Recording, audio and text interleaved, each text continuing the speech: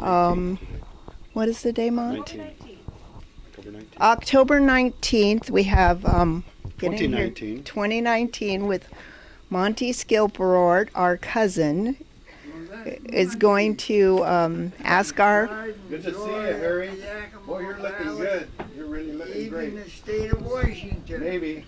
You're a Maybe. good guy, Monty. Well, You according are. to some. I'll keep that off the record. Carl, Remember, he's number 2. or Wilbur, they don't come any better than Monty. No, number 1 is your son, Garrett. Who? Your son, Garrett. Harry Jr. Little Harry. Oh, yeah, He's not so little he's anymore. a good guy. Okay, we're going to start. They're We're going to ask a few questions. They're tied. Okay. We're going to start with the move to the reservation. In 1928, was that the year Yeah, we moved? You guys moved to the reservation? Yeah, I don't we remember. were it, but just that's kids. When did it? Oh, get out of the way. No, sit down, go ahead, sit down. No, I got it. So anyway, what precipitated the move? Grandpa was farming in Mapton. Well, yeah, but he and Uncle Twain, they didn't have enough for both of them, and you could come to the reservation and get land for practically very little per acre. And you get a nice piece of land and get a 5-year lease or something. And well, I don't know, the little house that was on the place there, remember that? Yeah, I remember that. Yeah, and then we started raising sugar beets in 1937, and we had built this other little house, and the Burback family moved in there with about 5 or 6 young, pretty girls. And we did a lot of things together, playing games and stuff, and well, that was about a year, and then we started raising sugar beets, and I cultivated a lot of sugar beets with a team of horses, Pat and Babe, and it was a nice cultivating team, and then we, 1936, I think Uncle Case and Pop each got a Model B John Deere. Yeah, we got a Model B John Deere, and oh man, that was seventh heaven. That didn't have to harness horses. We just had to get the Model B John Deere started. And I had a trick method of that John Deere B, even when it was minus 20, I'd get it in the machine shed and get that flywheel going and turn the key off and pull the choke out. The next morning it was ready to pop off.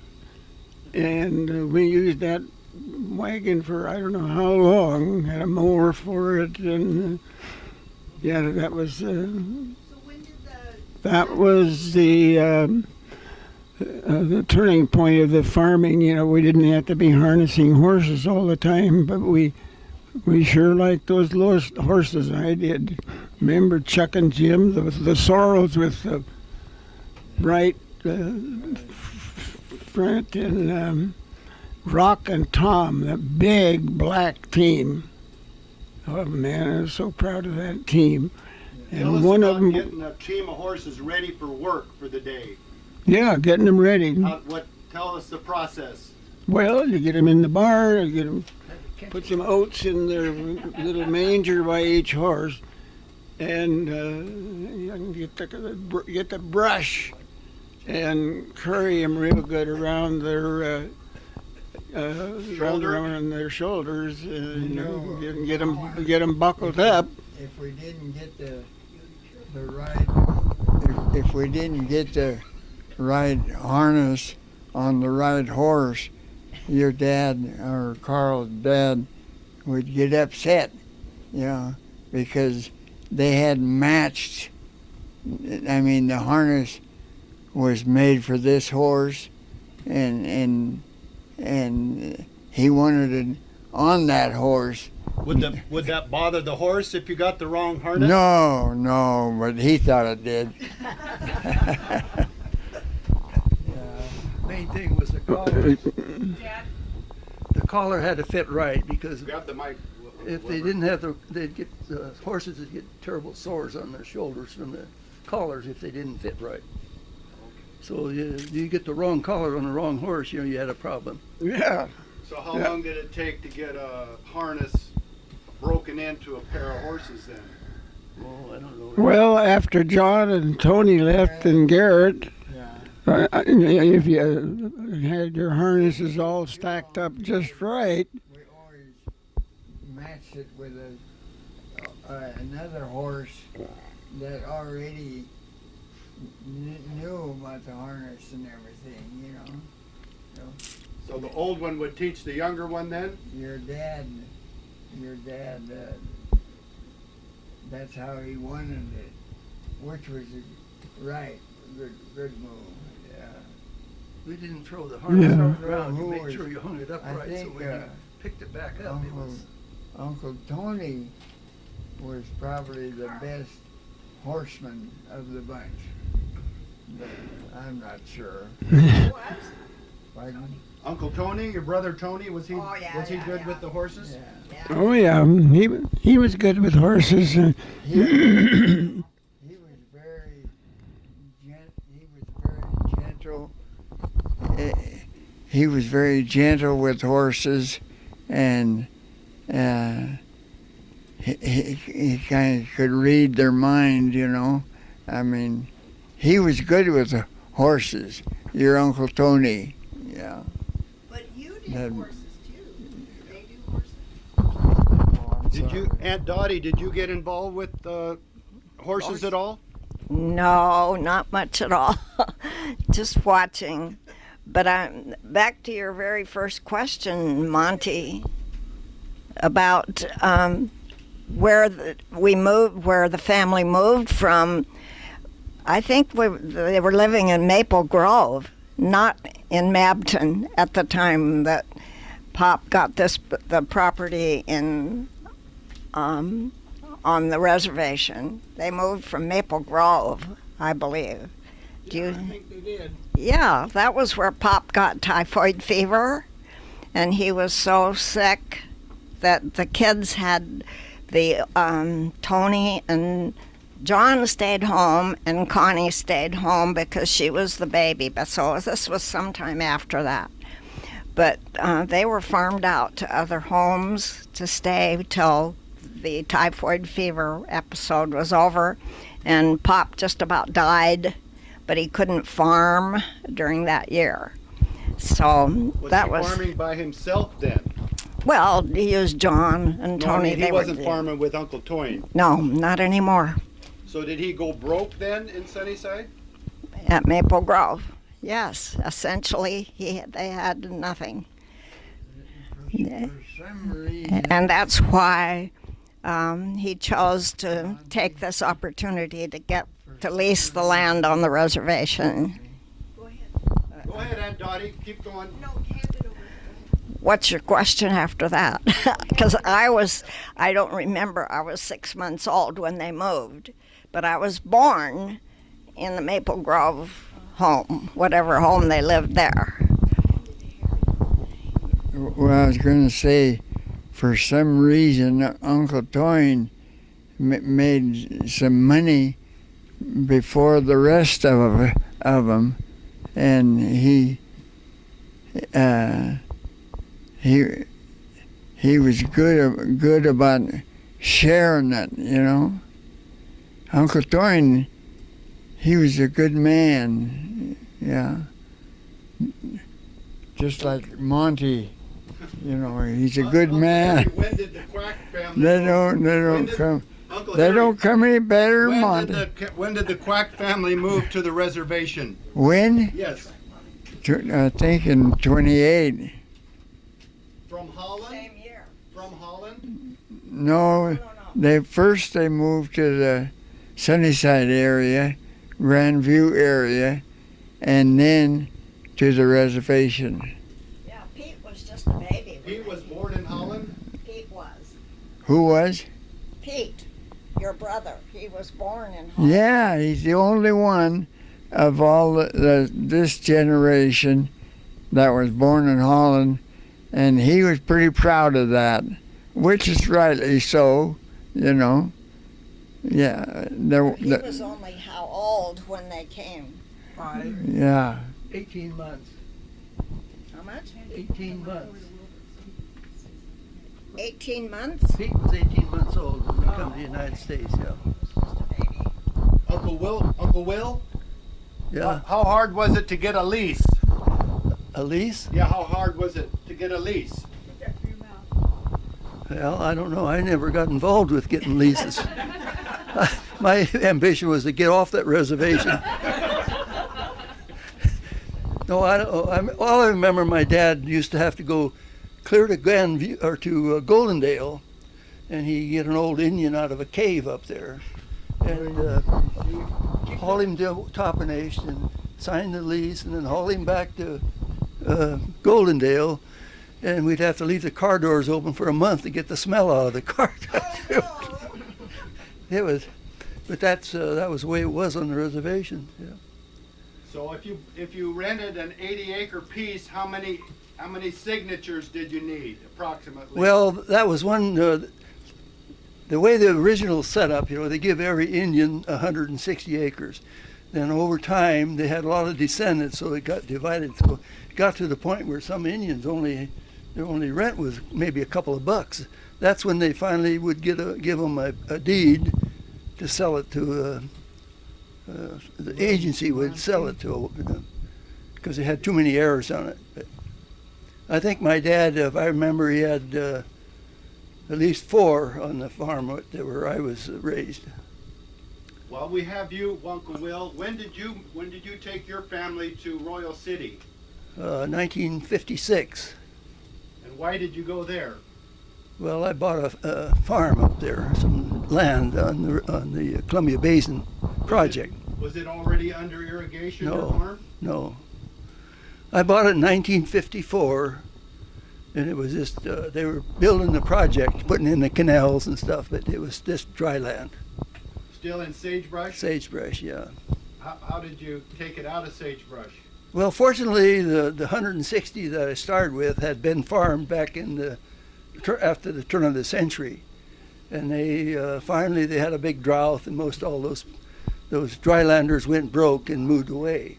So we had sagebrush was nothing but little stuff, but the 160 across the road was a big sagebrush, and I ended up with that too, but it was already cleared by the time I bought it. So that piece of ground was just open for sale then? It wasn't an allotment system to go up there? Well, original concept of the Columbia Basin back in the 20s and 30s was that everything was supposed to be in what they called farm units.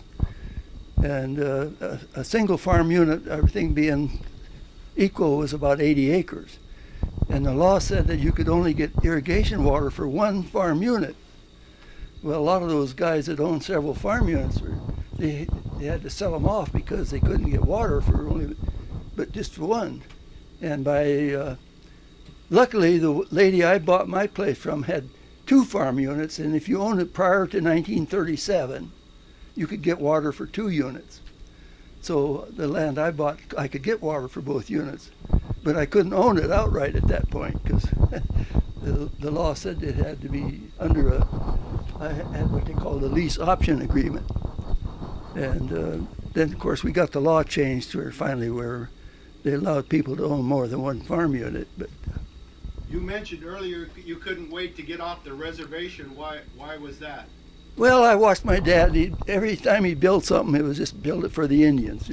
Build a machine shop or build a chicken house. And you didn't own anything, and that didn't appeal to me. I wanted to own my own place, so I couldn't do that on the reservation. Did you serve in the military, Uncle Will? Yeah, a little bit. Yeah, we did together. Tell us a little bit about your military experience with Uncle Carl. Well, we went, Uncle Carl and I and Harry Parton was a high school buddy, all joined together, and we went to boot camp in San Diego at Recruit Depot, and we were all in the same platoon. What was it, 128, wasn't it? Yeah, 128. platoon 128. Yeah. My birthday. 128. Anyway, what I thought was interesting, maybe I told Susan this story once about the first thing in the morning, we fall out in platoon formation for roll call. And we had 3 guys in there that were from Polish descent. And the drill instructor found out he couldn't hardly pronounce them names, so he solved the problem by giving them each a number. And he told them, now, you're Polak number 1, you're Polak number 2, you're Polak number 3. Well, he got to Carl's name, and he had trouble pronouncing Schilperoort. So he says, from now on, you're Polak number 4.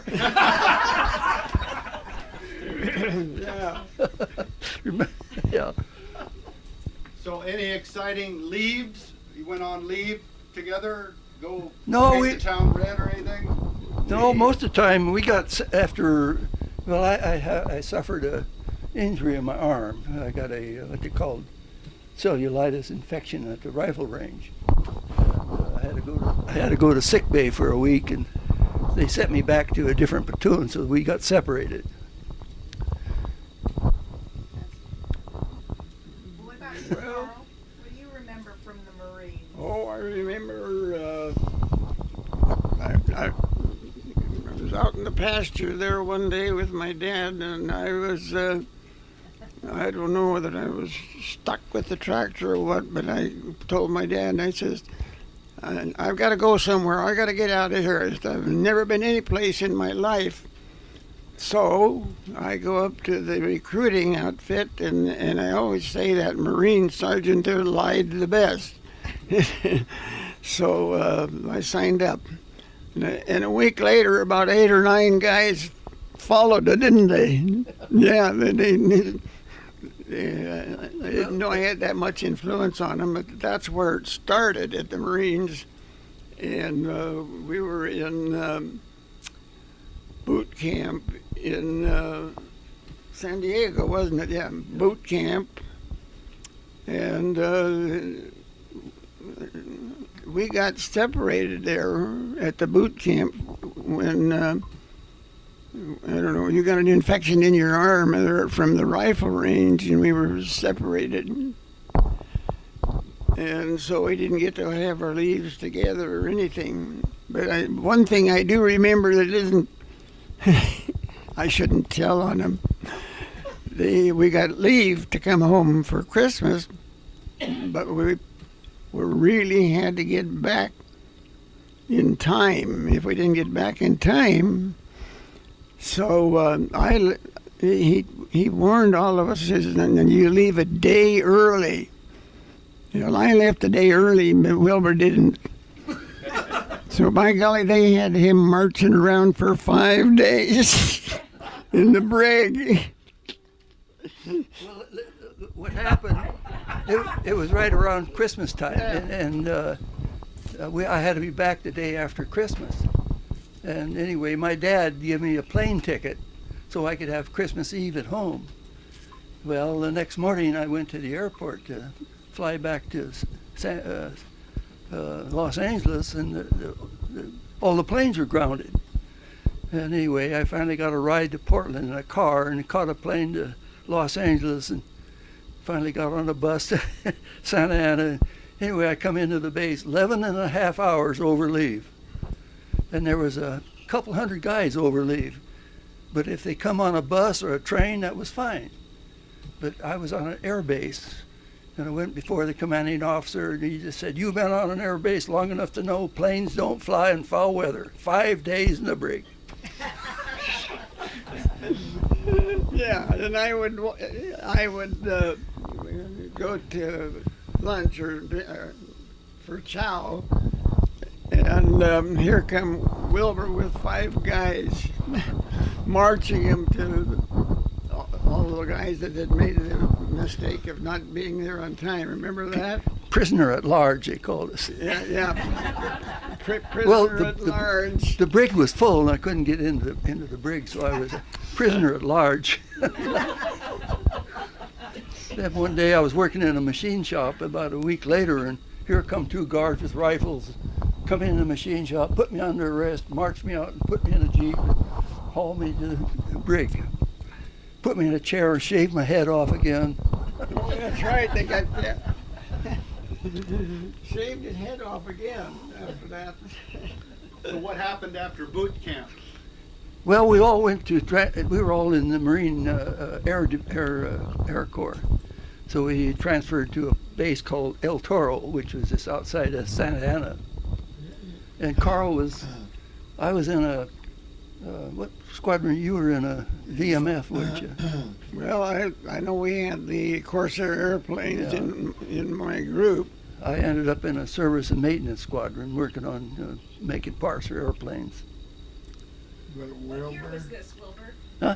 What year was this? 1946 and 47. 46, yeah. Wilbur, If we could have, Very spontaneous. you, Go ahead. my dad cried like a baby when he joined. your dad did. My dad cried like a baby. Why does he want to do this to me? He said. It's about Wilbur joining the. I don't. What did you join? The Well, I Marines? was the first one. Huh? I was the first one. I stood out in the pasture with Pop and said, well, I haven't been any place in the world. But anyhow, No, so I went up and signed up. yeah. And that week, there was, what, 7 or 8 other guys that signed up with us. I remember going down on that train. Well, part of the incentive was to be a veteran of the Second World War, the criteria was anybody that served from December 7th, 1941 to December 31, 1946 was considered a veteran of the Second World War. And along with that, the Marine Corps was recruiting pretty heavy, and they said that you could be eligible for Bill of Rights and all the veteran benefits. And that was my main incentive. I didn't want to farm. I wanted to get off that stupid farm and go to school, and that was my incentive to join the Marines, was to get the Bill of Rights. And I didn't use it. And why didn't you use it? Why didn't you use the GI Bill? Well, I found out after being off the farm for a few months, that's changed my mind. And I realized that you have to get away from something sometimes to realize that's what you want. And I was asking my mother to send me pictures of tractors and all. It was ridiculous. So it was in your blood to get back on the farm. So there was a program after I got out called the On-Farm Training Program, where they'd pay veterans $95 a month to go to a training school and learn to weld and learn to feed cattle and all kinds of stuff. So that's what I took advantage of that. Where was that school located? In Wapato, yeah. And So that's going what. back to the reservation, Uncle Carl, what crops did you raise in the 20s and 30s? Well, we were raising sugar beets. Then the rest would be an alternate crop. We would put it into grain or alfalfa, get it out of alfalfa 4 years or 5, and then you could go back into your ground with sugar beets. So sugar beets, I remember the first family that came and took care of our beets, the Burback family, and they had 4 beautiful young daughters. And they lived in that little cabin that we had there. But we had a great time. And then he got a job with the city of Yakima, so the Burback family moved to Wapato. And the next family that came and worked our sugar beets, I think came from the Midwest. I think it was the Wassmiller boys. Do you remember the Wassmiller boys? So Uncle Carl, Huh? what did these families do in the sugar beets? Well, it was all hand thinning. It was hand thinning. With a hoe? With a hoe, a little short-handled hoe. Hand topping. And I used to cultivate beets. I'd set my discs Sometimes, for about maybe 3 inches. sometimes we About have some that Mexicans. close. I had to cultivate that close, and it made a nice little ridge for the person coming along with his hand hoe. Those guys would go so fast, you'd think the beets were all going to die. But they always came back out. And we had different crews. We had some good people from Colorado. Their name was Mario. And I remember he had a brand new Oldsmobile. And the family all worked together out there thinning beets. And Why was it so important to thin the beets? uh, Why was it so important to thin the beets? Why was it important to thin the beets? I don't know if they were imported. I think they came on their own. You wanted them. Yeah, they left Colorado. And, Was about that big around where they had the main sugar in them. If they were too little or too big, if the beets were too little, they didn't have enough sugar in them, or if they were too big, it was too hard to get it out, you know. So,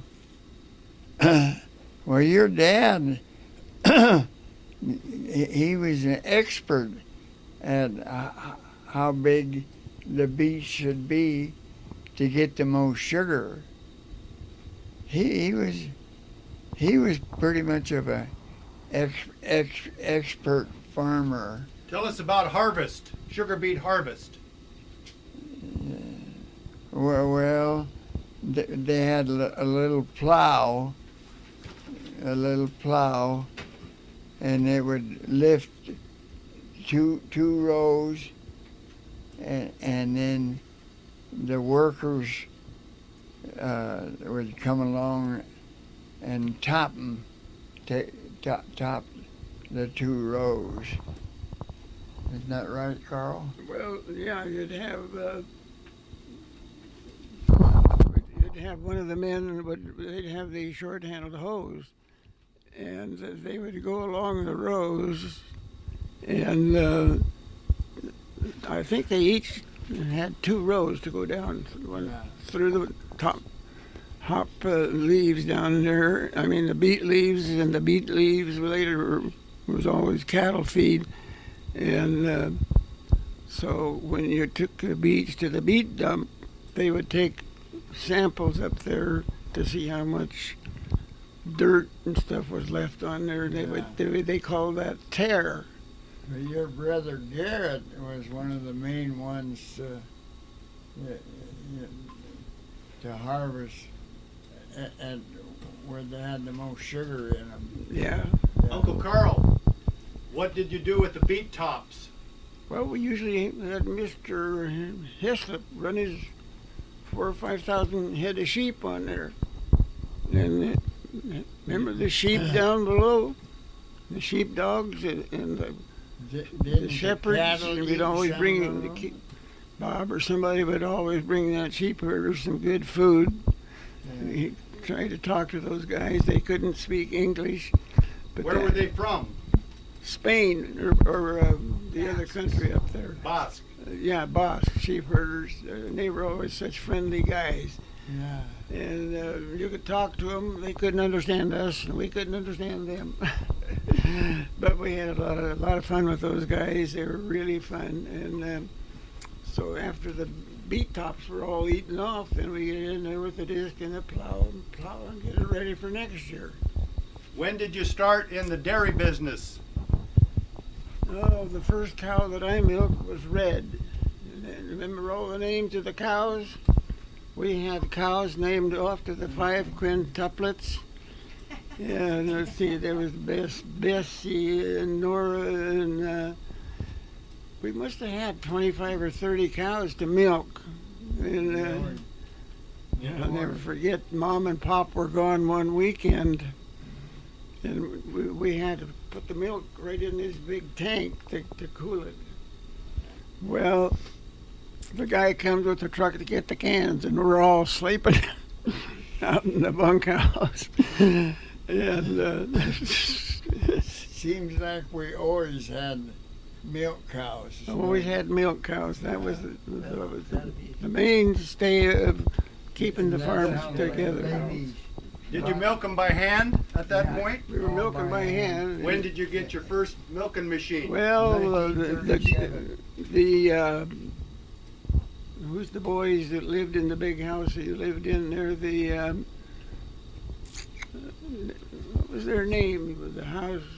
Boycell? No, where you lived. Oh, the Weggy boys. The Weggy boys had an auction sale, and Pop bought this milking machine set, and so we plumbed that all in. They were electric, weren't they? You Yeah. milked 2 cows. Yeah, we could milk 2 cows at a time. Yeah.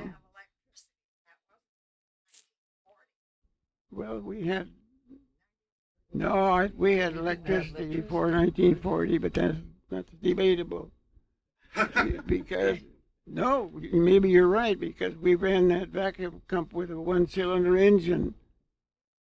We cranked that engine to start, and Pop always had a bad time to start it.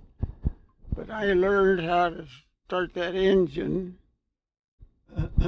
I would turn it over and give it 2 sucks on the carburetor, and it'd pop right off. But if you pop too much on there, then you'd be messing around for another 5 or 10 minutes. So how did you cool the milk? Well, big tanks of water. Running water in a trough. You put the 10-gallon bucket in there and run water in there. How long could that milk stay in there before it had to be hauled off? Pardon? How long could the milk stay in the trough before it had to be hauled off? Oh, it was Well, right on. I think we had thermometers, and it had to get down to a certain degree before it would keep. In the wintertime, it was no problem. Yeah. You know. Well, we separated the milk. Wherever you are. Your dad, he was an instigator in a lot of things like that. He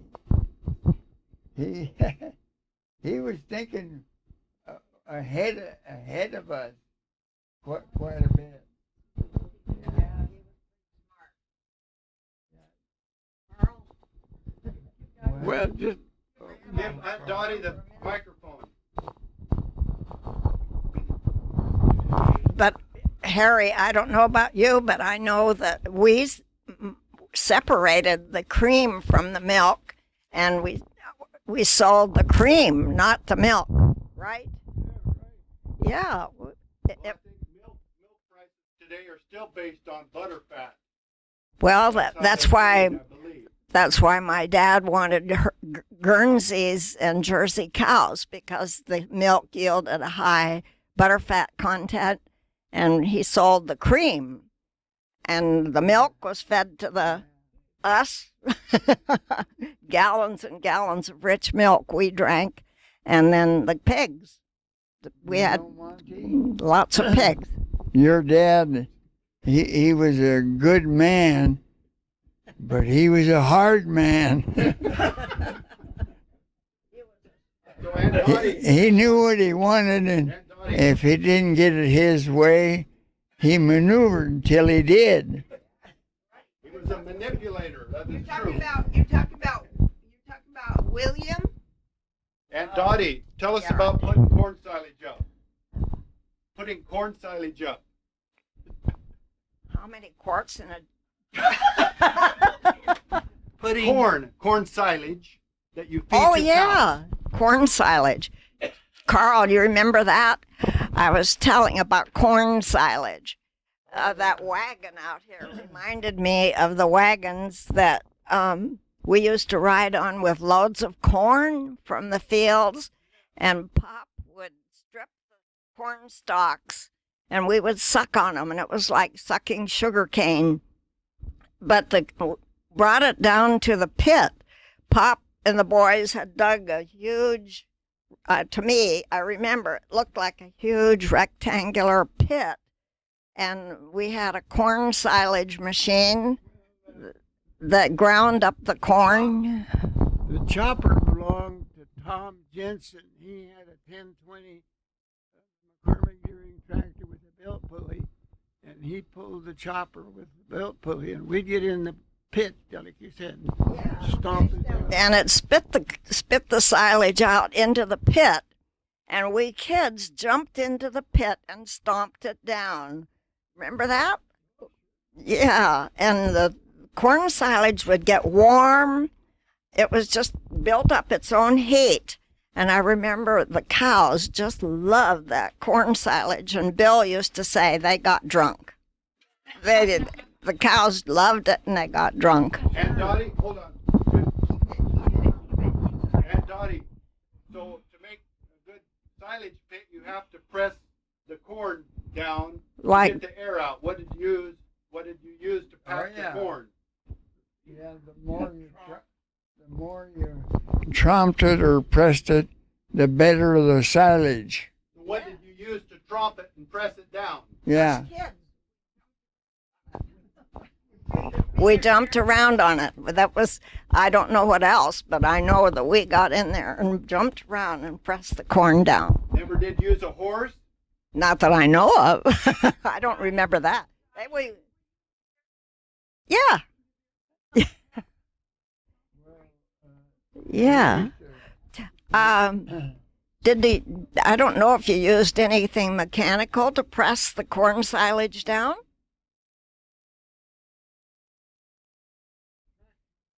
We used to call him Big Garrett if he was from Sunnyside.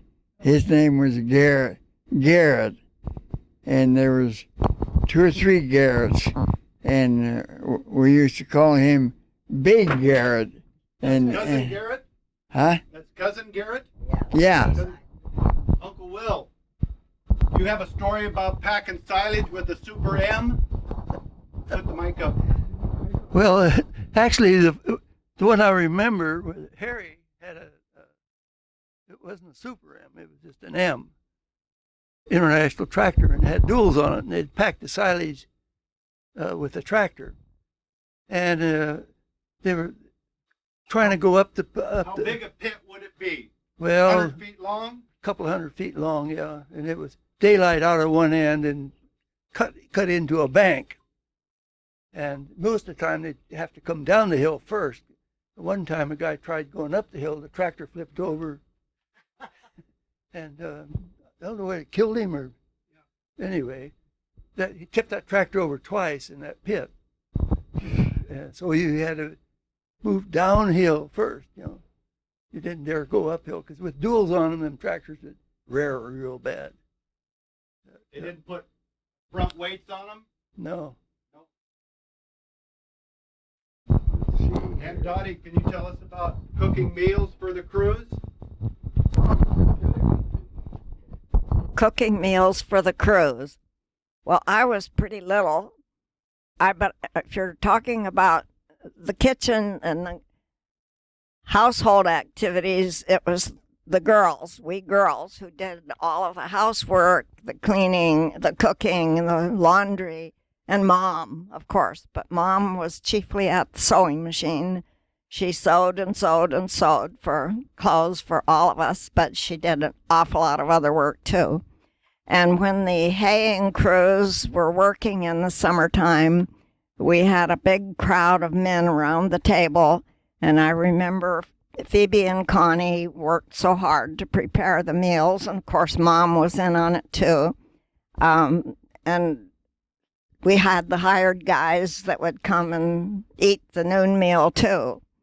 And when Pop finally bought the place up near White Swan and built this cabin up there, Phoebe and Connie and I, when they had the first harvest of hay after the guys cleared the land. And that's a whole another story about how that land was cleared and how the guys stayed in tents and battled rattlesnakes and shot jackrabbits by the hundreds. Yeah. And the girls would go up during the haying season and prepare meals for them. And I went along and mostly played, but I got in on washing the dishes, I think. So how did you get up there to the White Swan Ranch? I imagine Phoebe drove. I'm not sure. I can't remember. Oh, she drove. Phoebe drove the car. No, we didn't go by horse. We had cars then and a pickup, I think. Yeah, we had 1940 was when we got a pickup. That's what I learned to drive in.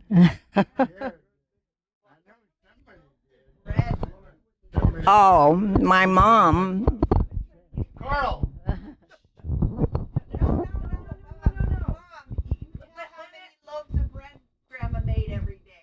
Aunt Dottie's still talking. Yeah, Mom was the chief baker, too. She had a wood stove until 1940, up until we finally got electricity. The Kwaks had electricity before we did, and they just felt like they were really up above us. And they got an indoor toilet long time before we did, too. And I don't know. Oh, shoot. our toilet, we got it in 1940. Yeah, built a bathroom onto the house and had a real tub. Before that, we bathed in the galvanized tub by the kitchen stove.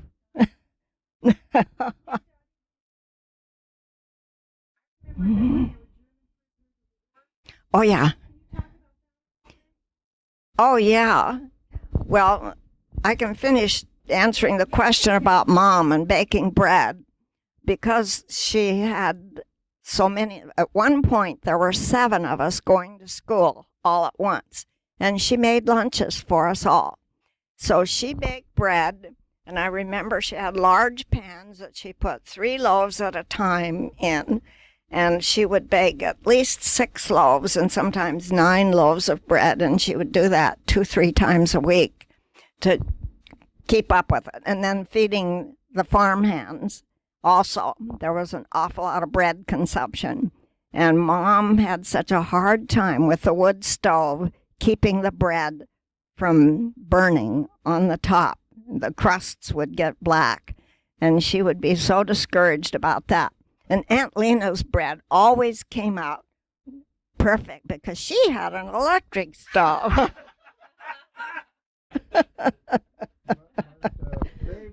Anyway. You talk about feeding the workers. Did you ever employ any Indians as workers? I do not recall ever employing Indians. They never came around for work. The only Indians I remember, Monty, are Johnson Harry, who lived up on a house on the top of the hill, and he owned some of the property that my dad farmed, but they never worked. The only time I remember Johnson coming was when he wanted his money paid ahead on the lease, and that was the same with the others. Johnson, Harry, Wainuki, and Waisuki, those 2 squaws, pardon me, and I know that's pejorative now, but that's what we called them then. They came in with their buckskin robes and moccasins, and they were large women, and they were very quiet. They moved so silently, but they wanted kellets and spuds and traded for huckleberries, believe it or not, and salmon from the Columbia River. But they wanted their lease paid ahead, That was what they for, but they never came for work. Never. Were there any Indian classmates? No, I don't remember any. I remember lots of Japanese classmates. Did you go to Johnson School? Yes. No Indian. No Indians. No Indians. Carl, do you remember Indians in the school? Indians in the school at Johnson? No Indians in the school. For schooling, do you know?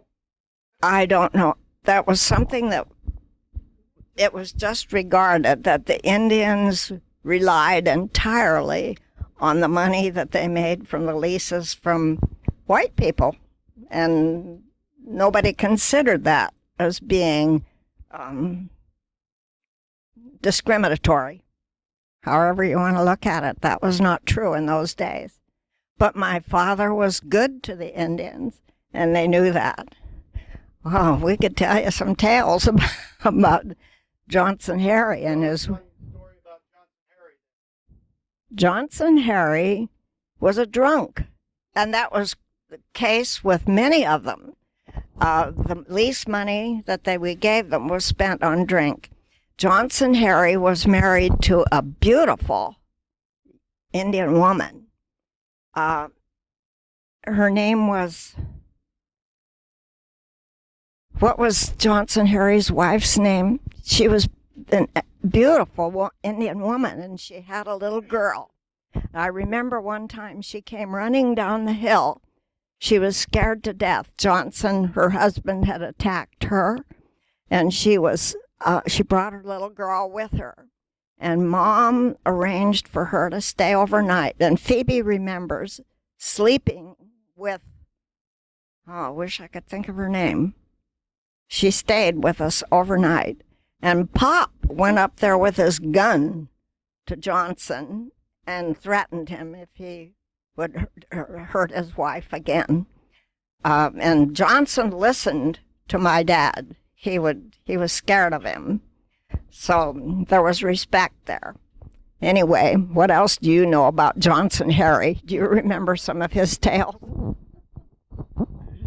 Well, yeah, Johnson Harry was, when he was sober, he was really a neat guy. He would help you and do anything, but when he was drinking, it was, like I said, it was terror. She had to leave the house. And some of the, I was looking for some Indians to sign a lease, and I went down and found Philip John.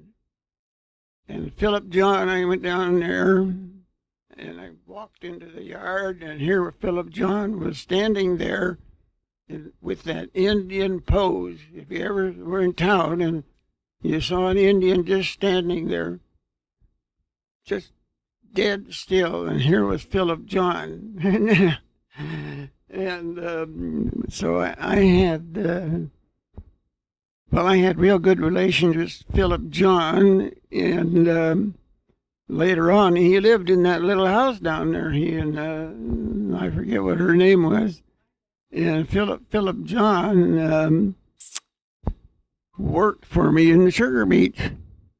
Yeah, he worked in the beets, and one night about 2 o'clock in the morning, I don't know if you remember this, Mom, about 2 o'clock in the morning, pounding on the window, and here was Philip John. Well, you never if you loan him money, you're never going to get it back. Well, anyway, he had gone down to the grocery store that stayed open all night. What was the name of that store? Anyway, the check I gave him was crumpled, and he wouldn't cash it. So here he come pounding on the window at 2 o'clock in the morning, and they'd been fishing down there, and so I had to give him some money to get, so he would go away. Philip, we became pretty good friends, and he lived down here for years.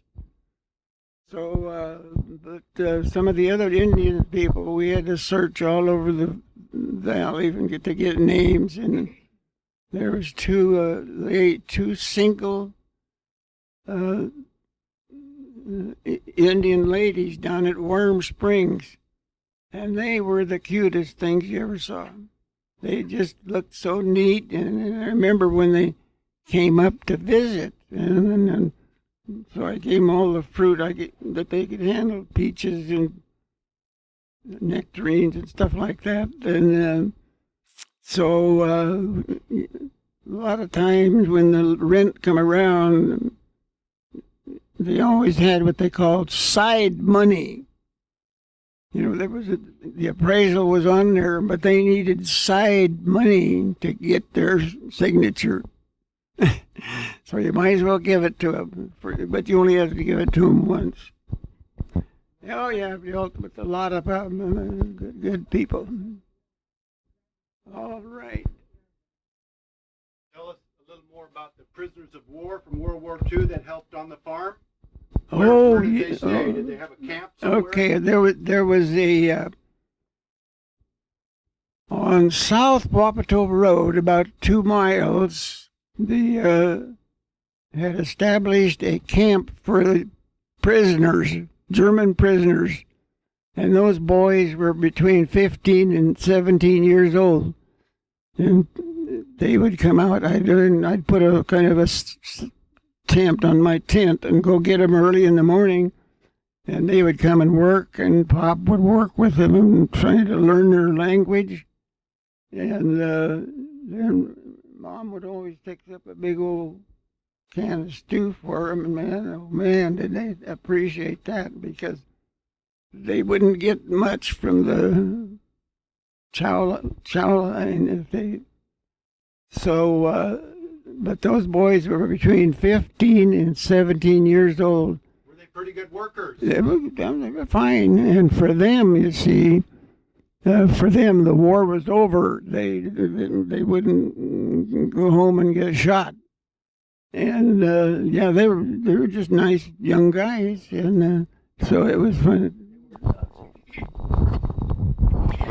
I remember they came in a truck with panels in an open bed truck. There were about 20 of them at a time, weren't there, that came? And they were just nice looking young boys, and they were friendly, and they just couldn't speak English, but they were good workers, and they were satisfied with it.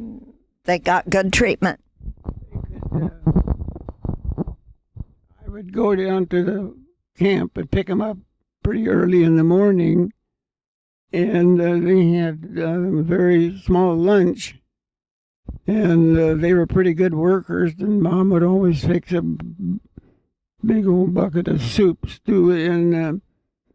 and Pop liked to work with those boys. He worked right with them and wanted to learn the language, and so kind of that was my job until they moved him out. But it was kind of interesting, because for those boys, the war was over. They would. Will, did you guys use the work prisoners also? Yeah, we did. Like saying, they would bring them out in a, as I remember, in a truck, a panel truck with no top on, it was just like stock rocks, and they'd always have a guard or two with them. But these guys, they weren't Nazis. They didn't want to fight. They didn't want to. They were conscripted into the German army, and they were they were good workers. But my dad could talk a little bit to them. The Dutch language and German language had enough similarities that he could somewhat communicate with them a little bit. But they worked out pretty good. Wilbur. Pardon? Yeah, they were German prisoners of war that brought them. That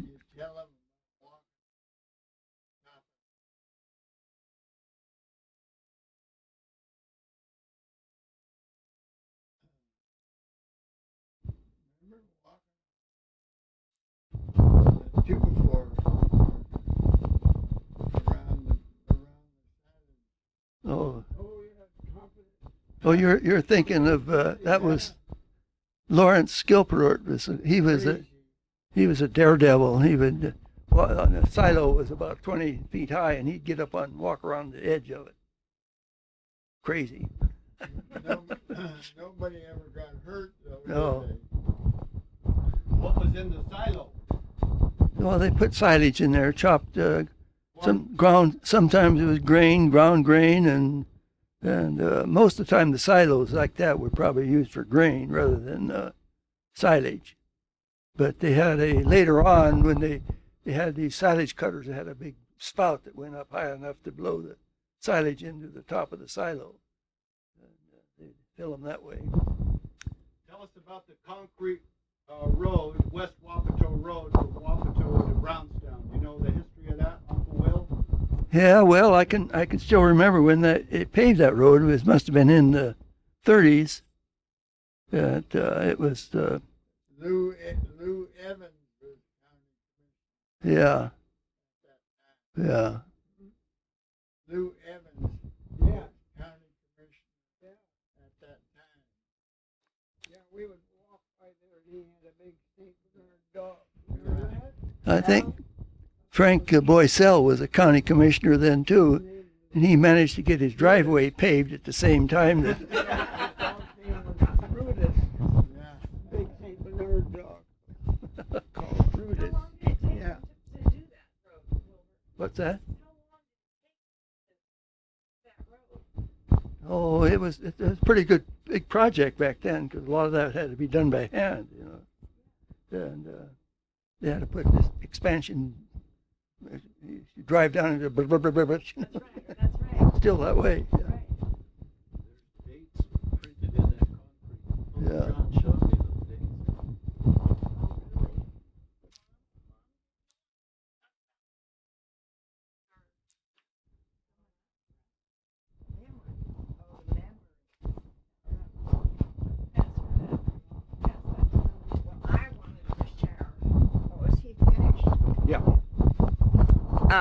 I don't know whether many of you younger ones saw this issue of the Yankee Corndyker that we did especially for the 2010 reunion.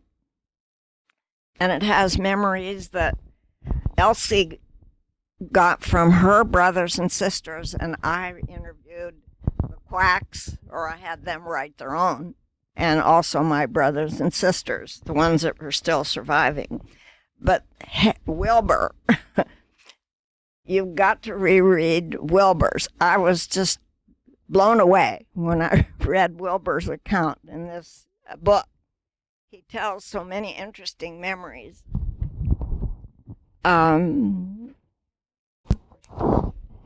one particular one, he tells about a time with Uncle Chung.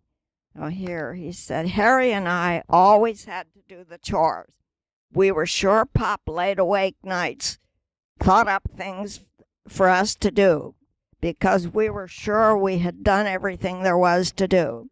We would get up in the morning, and Pop would have a long list of things for us to do. All of our friends were off doing fun things like ice skating. We had to haul several loads of straw and redo all of the bedding for the cattle. And if it wasn't done the first time good enough, we had to do it again, right? My special memory of Mom, she was always the go-between for us kids and Pop. We were afraid to ask Pop anything. My mom always had homemade bread and homemade strawberry jam for us when we got home from school. Sometimes it was chocolate pudding or tapioca pudding. She never failed to have something for us. I remember them putting up 18 boxes of Slappy Peaches each year. I can't believe that. Pop had all of us helping with the scalding and peeling and canning of those Slappy Peaches. My special memory of Pop, that's Uncle Case. He had a favorite expression, and you put it down here in Dutch, and Wilbur, I don't even know how to read it. I'll have to have you read it. Anyway, what it meant was I have to do it myself to get it done. Ikmaka alas Zendon, right? Something like that. Marcus, our Hispanic farm worker, learned that expression, his only Dutch language. Pop was easily excitable, stressed quickly. I remember that too. He would come up to the Royal Slope where we lived and get excited over something not being done. Then he would have heart trouble, which he died from at an early age. Pop was the hardest working man I've ever known. I would leave for school in the morning, and he would already be out in the barn loading manure with a pitchfork into the manual manure spreader. When I would go home from school, he would still be at it with manual labor. This was something that when we often fought about, I would suggest easier ways to do something versus how Pop always did it. This was our biggest conflict. Pop was a wonderful chicken cooker. On Saturdays, our job was to catch a rooster and put it in the coop and not give it any food or water. Then, after we all went to church on Sunday, Pop would get the rooster, butcher it, and fry it up. When the family got back from church, there was a wonderful fried chicken to eat. He could really cook up a chicken. We got to spend summers with our cousins. Oh yeah, this is the part. The TJs would come up from Sunnyside and stay with us, and the Kwaks would go to Sunnyside and stay a week with them. We cousins did that too. My eyes are not very good anymore, people, so that's why I remember one time, my turn, Uncle TJ came and was picking a young bull up from Uncle Will, and I was riding back to Sunnyside with Uncle TJ and the bull. Somewhere along the route, the tire blew out. Uncle TJ was fond of saying something like "Vrusta" when he was excited. The tire blew. The bull dropped like it had been shot. And Uncle TJ said, "Vrusta." I think the bull thought it had been shot, but it was just fine. It was only the tire that blew. Pete was 10 years older than me, and we didn't really get to know each other until Mary and I started traveling to Arizona in our senior years. Then we really got to know each other and have some fun. Harry and I double dated and shared a car together. We also took bribes from our future brother-in-law, Lyle, when he was dating our sister, Cora, and wanted us to leave them alone. Oahe project, similar to the Columbia Basin project. Oh, I skipped a line.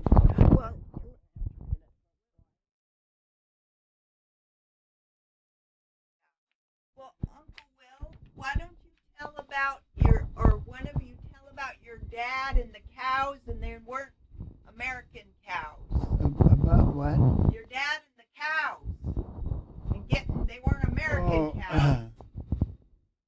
You mean about Americanizing the cows? Yeah. Yeah. Well, they didn't talk much English, but he talked about Americanizing the cows, the cows, and They I didn't don't. get up at 6 o'clock. They got up at 5:30, right?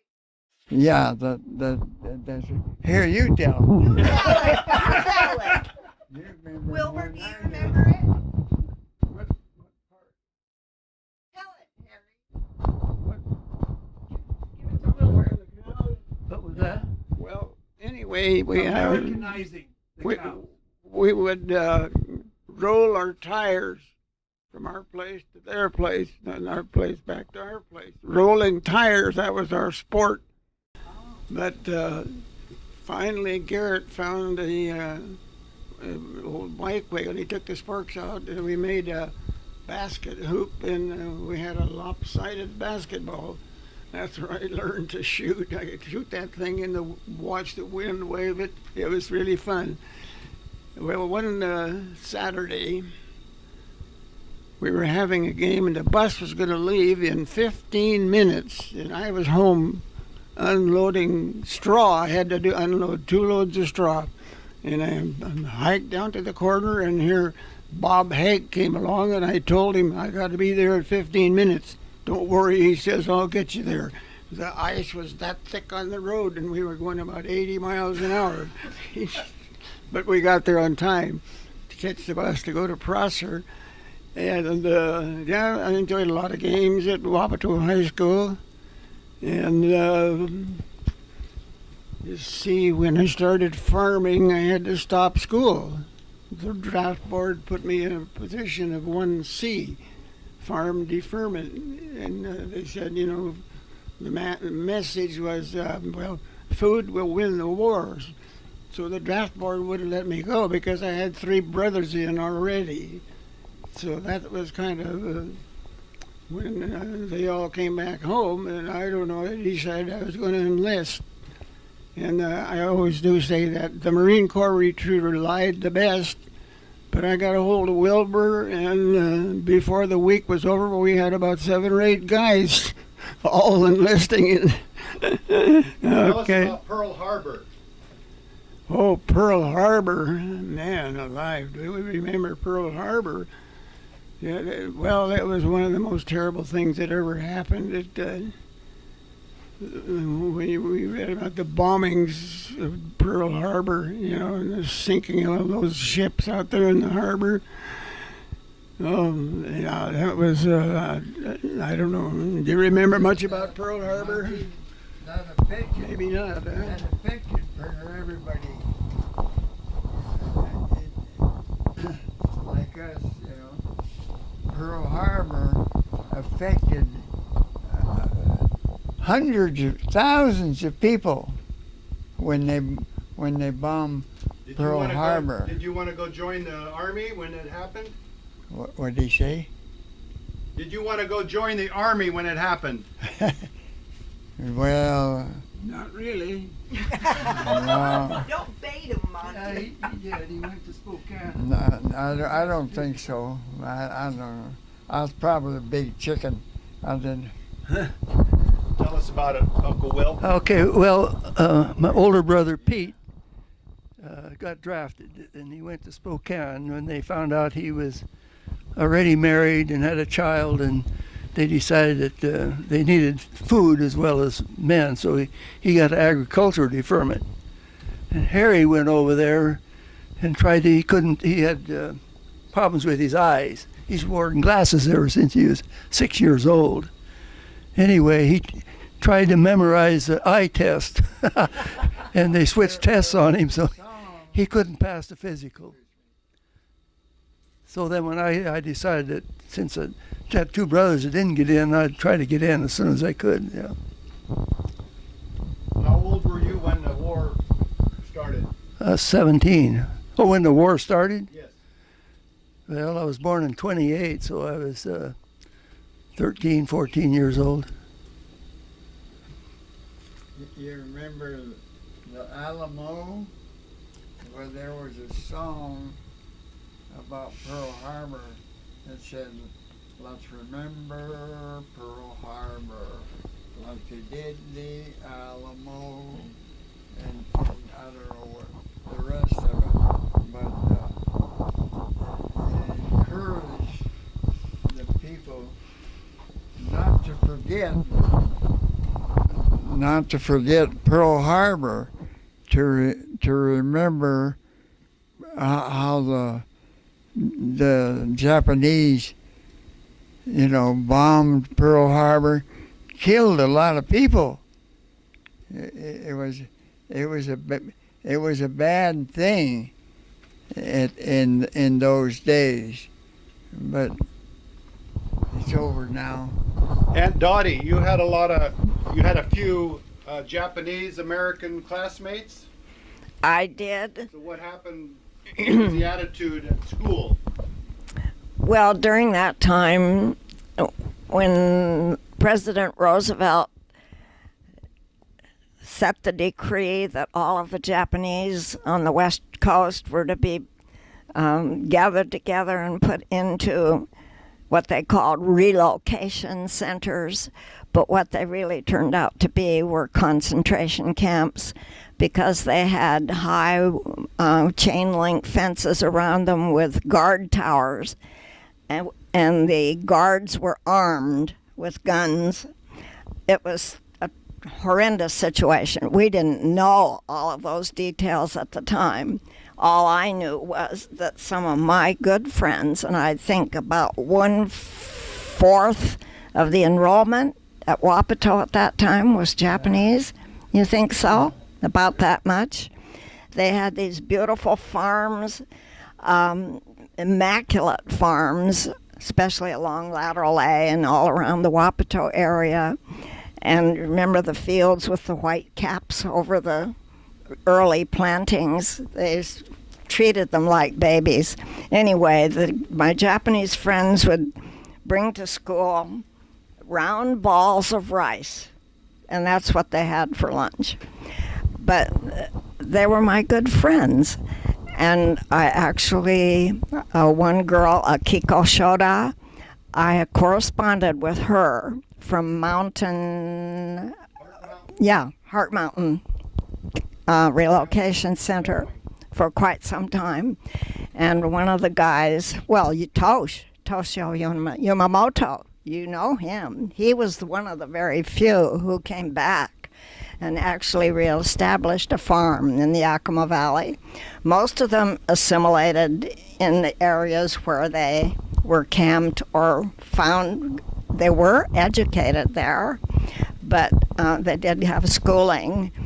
And but in any case, Frank Shimizu, remember him? He was a classmate of mine. He came back. He was in the service, probably one of those that went to Europe on that, was it the 422nd one they made a movie about, the Japanese unit that were so successful in World War II. Ironically, some of those young men came back on furloughs, on leaves, to visit their parents in the concentration camps. Such an ironic thing and a terrible thing. Anyway. What was the community's attitude at that time? At that time, I thought everybody shared my attitude about the fact that it was just a terrible thing that this was being done. It was years and years later I discovered that there were a lot of people who agreed with it, but I felt like our school friends and people that we knew all thought that it was an unjustifiable thing because we did not believe that any of them were traitors. But that was not shared by everybody, as I've read in books later. Did you see any discrimination against Filipinos or Japanese before the war? No, I don't. No, I did not feel that. The Japanese kids were generally very good scholars, and I remember some of my best friends were Japanese in school. They were friendly people, you know, and we didn't hold anything against them. Do you remember, Carl? No, Did the Japanese boys, did they play sports with you? sure they did. They were, well, yeah, some of the Japanese were real good athletes. And I remember Jimmy Shimizu was quite a player for Prosser. and Moose Rent was pretty good for Wapato, and they were really competitors.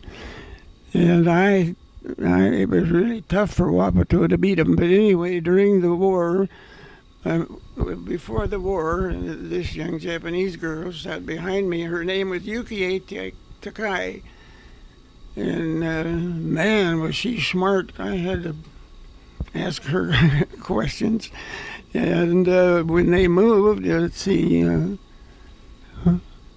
was it down there? George, the ones that came back to the valley and stayed here in the Matsumiras, you know, that big house south of, on south, yeah, that's the Matsumura place. And let's see, who else? They were difficult. Oh yeah, times. the Anabas. A lot of the people that's like us, you know, that stayed here, and Sure, made their life here, got a farm or something. Well, another thing that was during that time, the prisoner camp there on South Wapato Road, and we signed up for, I think, 20 of those young men. So every morning early, I'd fix up my truck with a kind of a tent, and I'd pick up the boys and bring them out, and they would thin the beach, and they were supposed to be doing sugar beet work. Well, one time we needed to shock the grain out there. So they were shocking the grain, and the guys come out from the made them quit. They said, Carl, tell us about going to church. Where? Here at Community Church? No, just when growing up, where'd you go to church? Did you go to church? Yeah, it was Harris Union Sunday School. And I remember Mr. Elder used to come out and preach. And Harry and I, we'd go out to the railroad track. And we said we could hear him clear out there on the railroad track. yeah, he was real loud. You remember? Well, When trouble for being across, you know, listening way out there, but we could hear him just as good. At the railroad track. Yeah, We could across the hear him out there. railroad track. And then Brother Elder. next was Mr. Verstrate, who was a missionary with the Sunday School Union. He was a very quiet man, but he would always line up a bunch of kids to go to camp and stuff like that. Remember Mr. Verstrate? Yeah. You remember Mr. Verstrate, yeah. And Oh yeah, Berkshire. yeah, it was the what was the first minister's name? First Wiley pastor. Hoyle? Huh? Wiley Hoyle? No, it was before Wiley Hoyle. We had, I can't think of their name. John Kopp came every Sunday. Yeah. Cop came. Yeah. So in the summer and spring, I'd walk the 2 miles from our place to Mountain View for vacation Bible school. And that's where we learned to memorize. What do you remember, Wilbur? About what? Church? Church. You know, I remember one thing. I remember you guys had a Model T car, and one time coming home from church, I think John was driving it, and front wheel come off, and went out through an orchard. Anyway, they were out there, a whole bunch of them, looking for that wheel, and they found it in the crotch of an apple tree. I don't remember that. Uncle Will, tell us about your dad working for the road crew. Oh well, I think that was the first job he had when he got to the United States. They were building a highway between Sunnyside and Mabton, and my dad got a job on that road. Of course, a lot of the work was done by hand, and he didn't speak English, and every time the foreman would say something, he didn't think he was working hard enough. So he'd work a little harder, and finally the foreman went to Uncle Toyne, and told him, he says, "You got to talk to that guy. He's going to kill himself." Yeah, well, he thought there was. But when they first lived there in Sunnyside, as I recall, they worked for a guy, Taylor was his name. Oh, yeah. And he didn't get a salary. They got their groceries, they got a place to live, and their groceries, and they give them 25 cents to put in the church collection on Sunday. That was it. Huh, what was his name? Taylor? We're going to take a 15-minute break. Okay. Greg has to recharge his battery. They own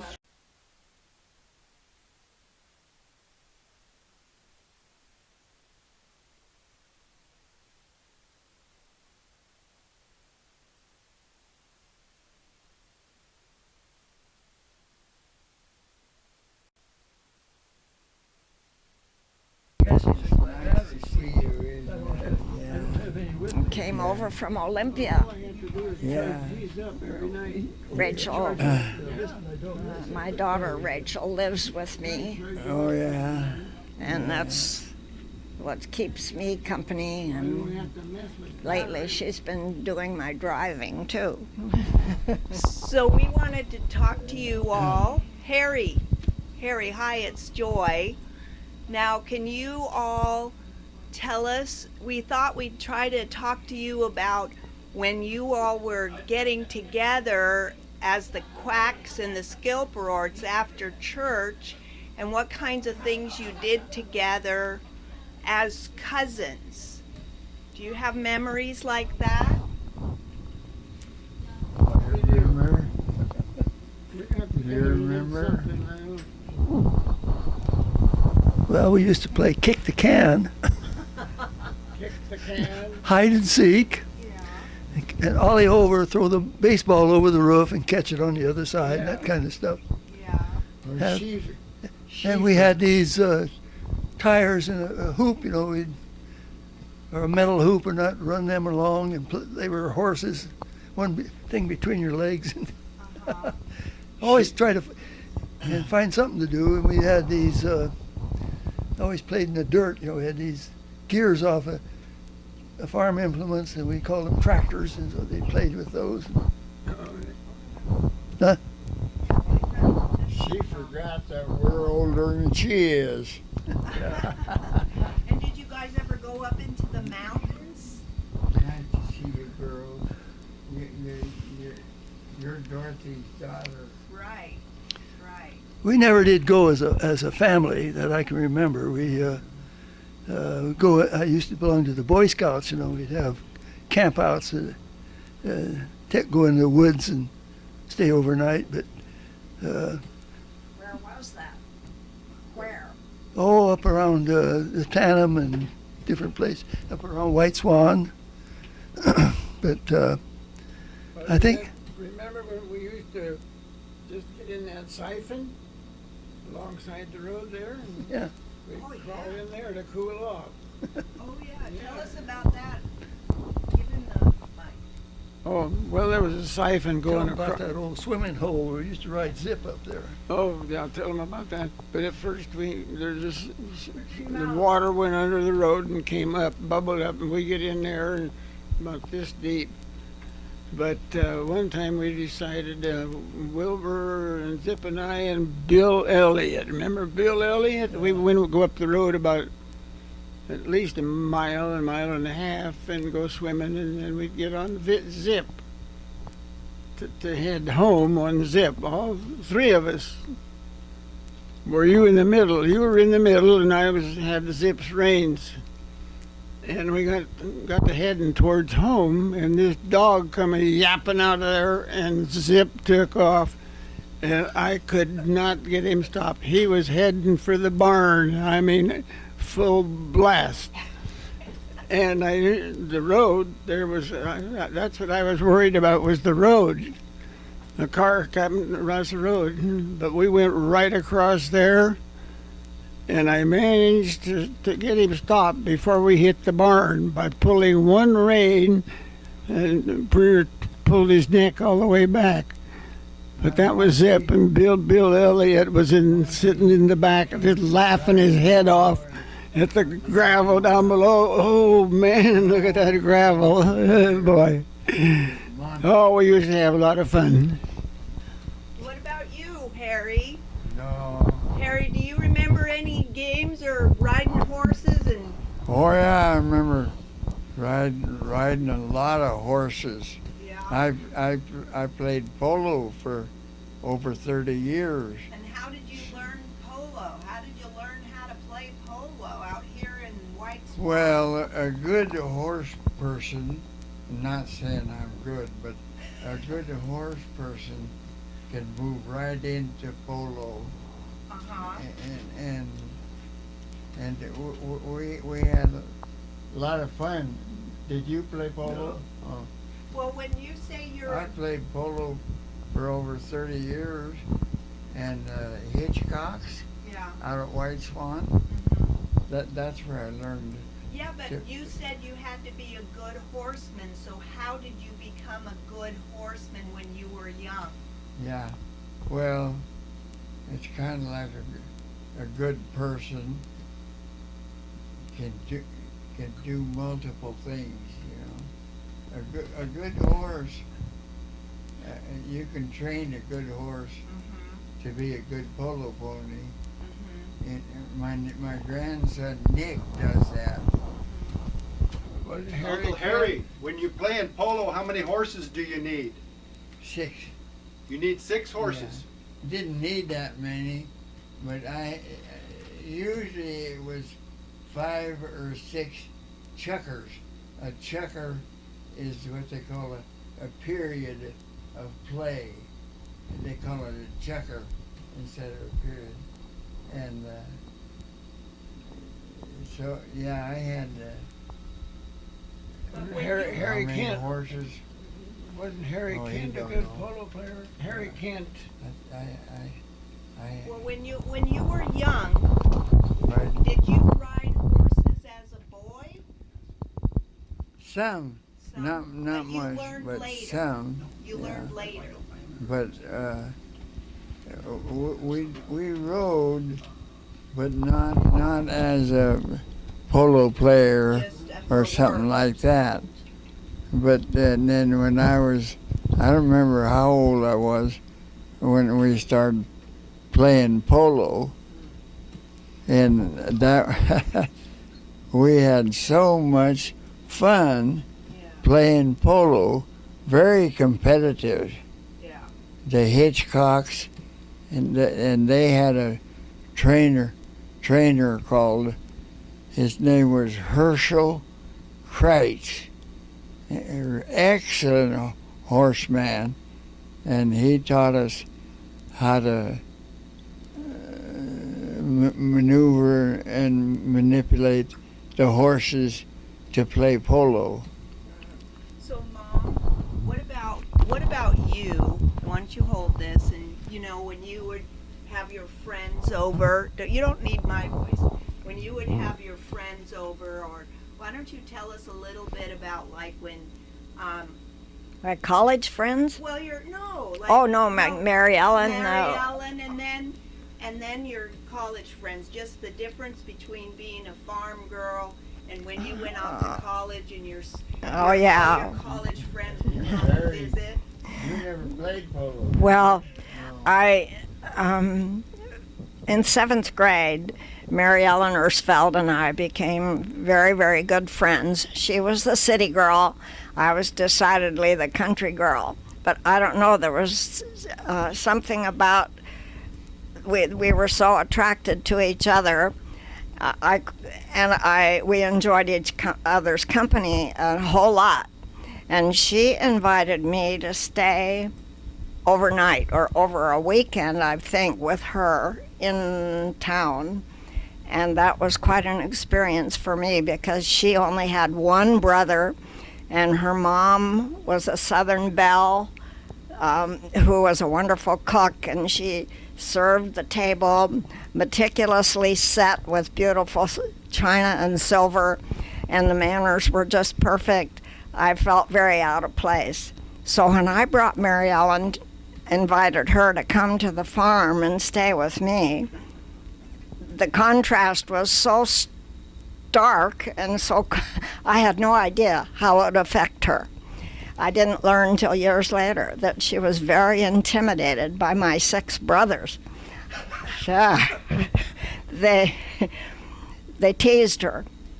Your dad especially teased her like he always teased me and everybody else we did in the family.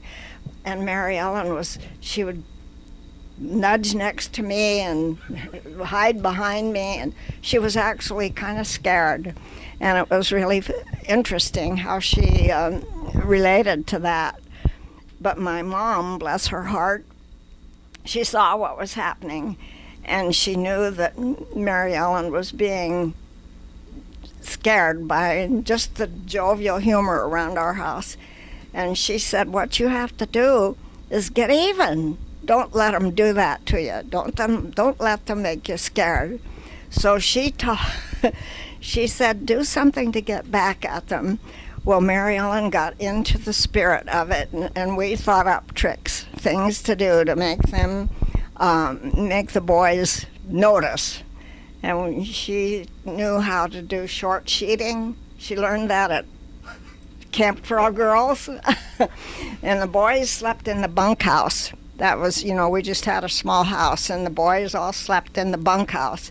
Bunkhouse just had bare wooden floors. We didn't have to worry about hurting anything. So we started by short sheeting the beds. And I remember that was her idea.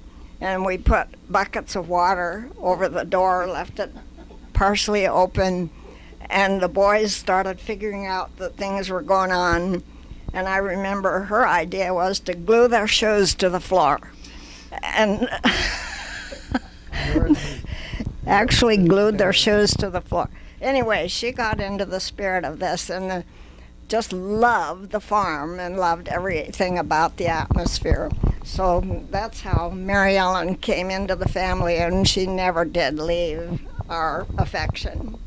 Yeah, it's interesting that my mom left the farm, and Mary Ellen ended up having lots of kids and having like a farm. 7, yeah, that was the most amazing thing. She wound up marrying a doctor, but they had a farm. Their kids, 7 of them.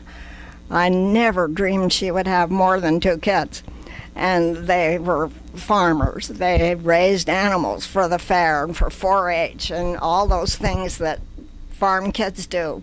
It was amazing. So what were you going to say? When we were growing up, there was always chores and learning to milk the cows. And there was a few of the cows that were very easy to milk. And another thing we used to like to do was sleep outside on top of the haystack under the stars and mosquitoes. Remember that? Sleeping on top of the haystack and watch the stars. You'd have to have the sheet over you, but there were mosquitoes. Well, one time Dale Parton and I, they had a pretty nice horse, kind of a sharper horse than Jim was, but we rode clear to the top of we went clear to Box Canyon up the hill, the draw there, and had a lunch, and then we just kind of walked home easily, and we got down by the store, so we had the horses side by side, and Harry Parton, he had a fast horse. And so we both started, and away we went, and Zip put his ears down, and we beat him. He was really humiliated that horse zipped, and I'm glad we got him stopped, because he'd have went right through that barn. Too much of that, did he? He didn't think too much of that. I guess he didn't like to get me beat, but Zip beat him, and it was close, but carefully we were ahead. What do you remember about thinking? Okay. Wilbur, what do you remember about sleeping outside? Well, we did. I remember, like Carl said, on the sleeping on top of the haystacks. That was always something we had to look forward to. And Summertime? I don't remember how often we did that, but other than that, I don't remember sleeping outside that much. But well, one thing I remember back in we used to thrash grain, and we had a separator come in, and it stacked the sacks out there, and it'd take a day or two before somebody could pick them up. Well, some people would come around stealing them.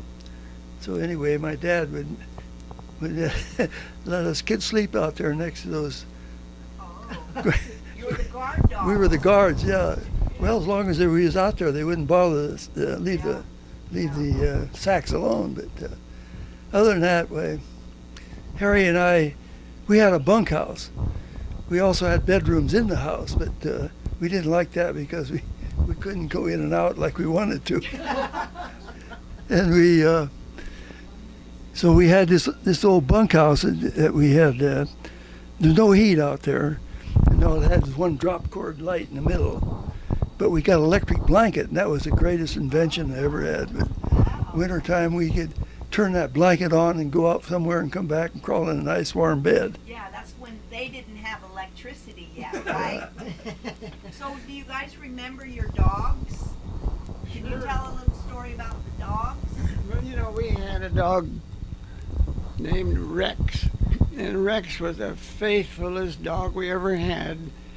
And this, I really remember this. I was standing in the barn door, and I don't know what Pop was doing out there in the corral with trying to get the bull in there or something, and the bull got him down.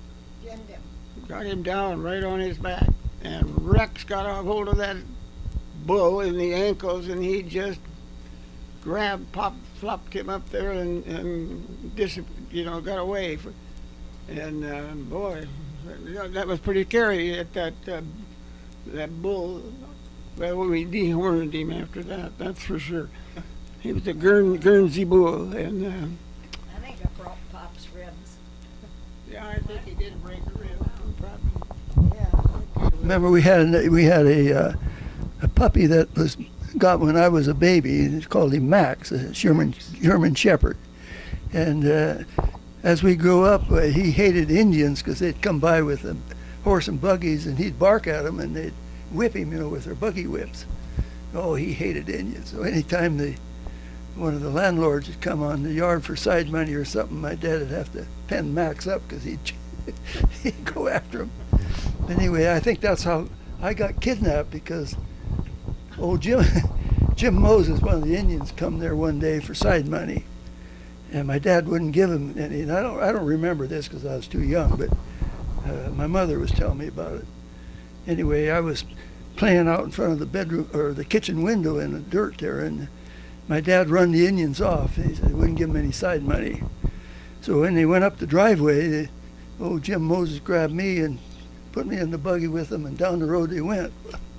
Anyway, Mom went and saw it happen, so she run out yelling for my dad, and he finally come from out of behind the barn or somewhere and got in the car and chased the Indians down about a mile down the road.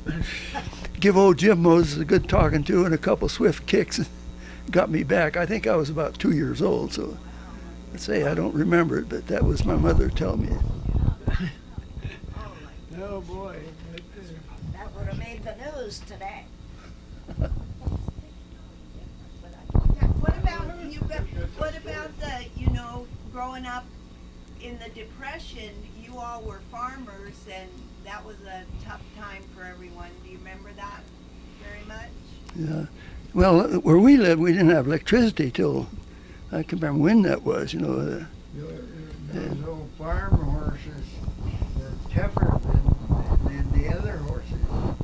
Yeah. Blucher, Yeah, the big Blucher. Barney and Blucher. Yeah. Barney and Blucher. Yeah. But you were talking about you didn't have electricity, Wilbur? What's that? You were just saying you didn't have electricity. No. Back then in the early 30s, they first started with what they call the REA, the Rural Electrification, under the Association. under Roosevelt, I guess it was. And the people in town had electricity, but we didn't. But I can still remember when we first got electricity, because all we had was one drop cord in the middle of each room. Yeah. And no appliances, because didn't have any plug-ins. And we did have a yard light, though, I remember that. We still had the outdoor toilet. So. That's where I got in trouble with my sister, because she'd go out at night, go out to the outhouse, and I'd turn the yard light out.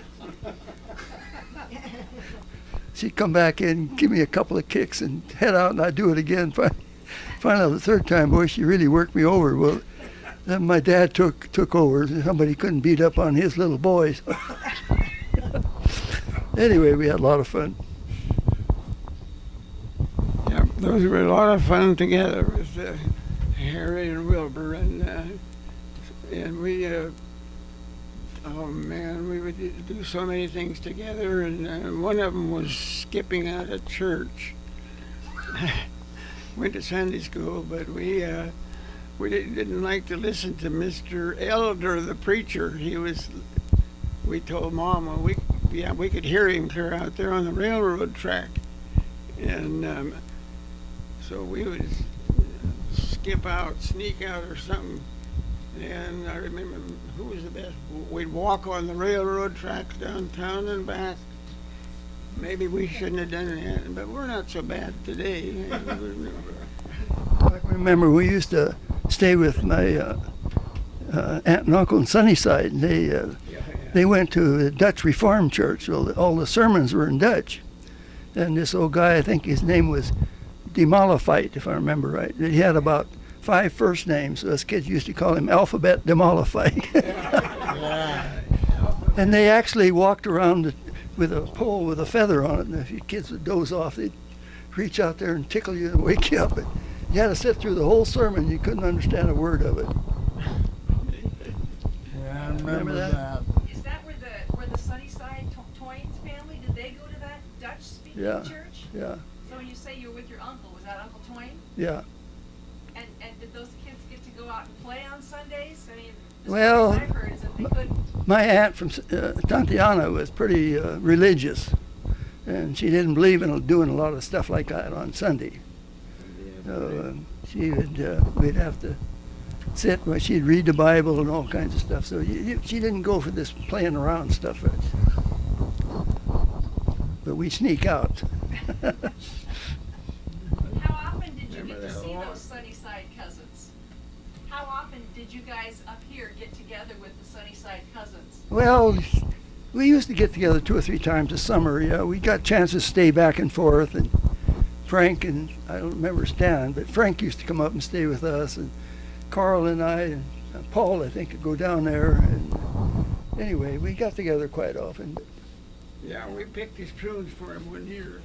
Did what? Well, I was there, and he had a little prune orchard, and he had a guy downtown that was buying them, and so Everything we did and was based on if we'd go to church, Yeah, wasn't it?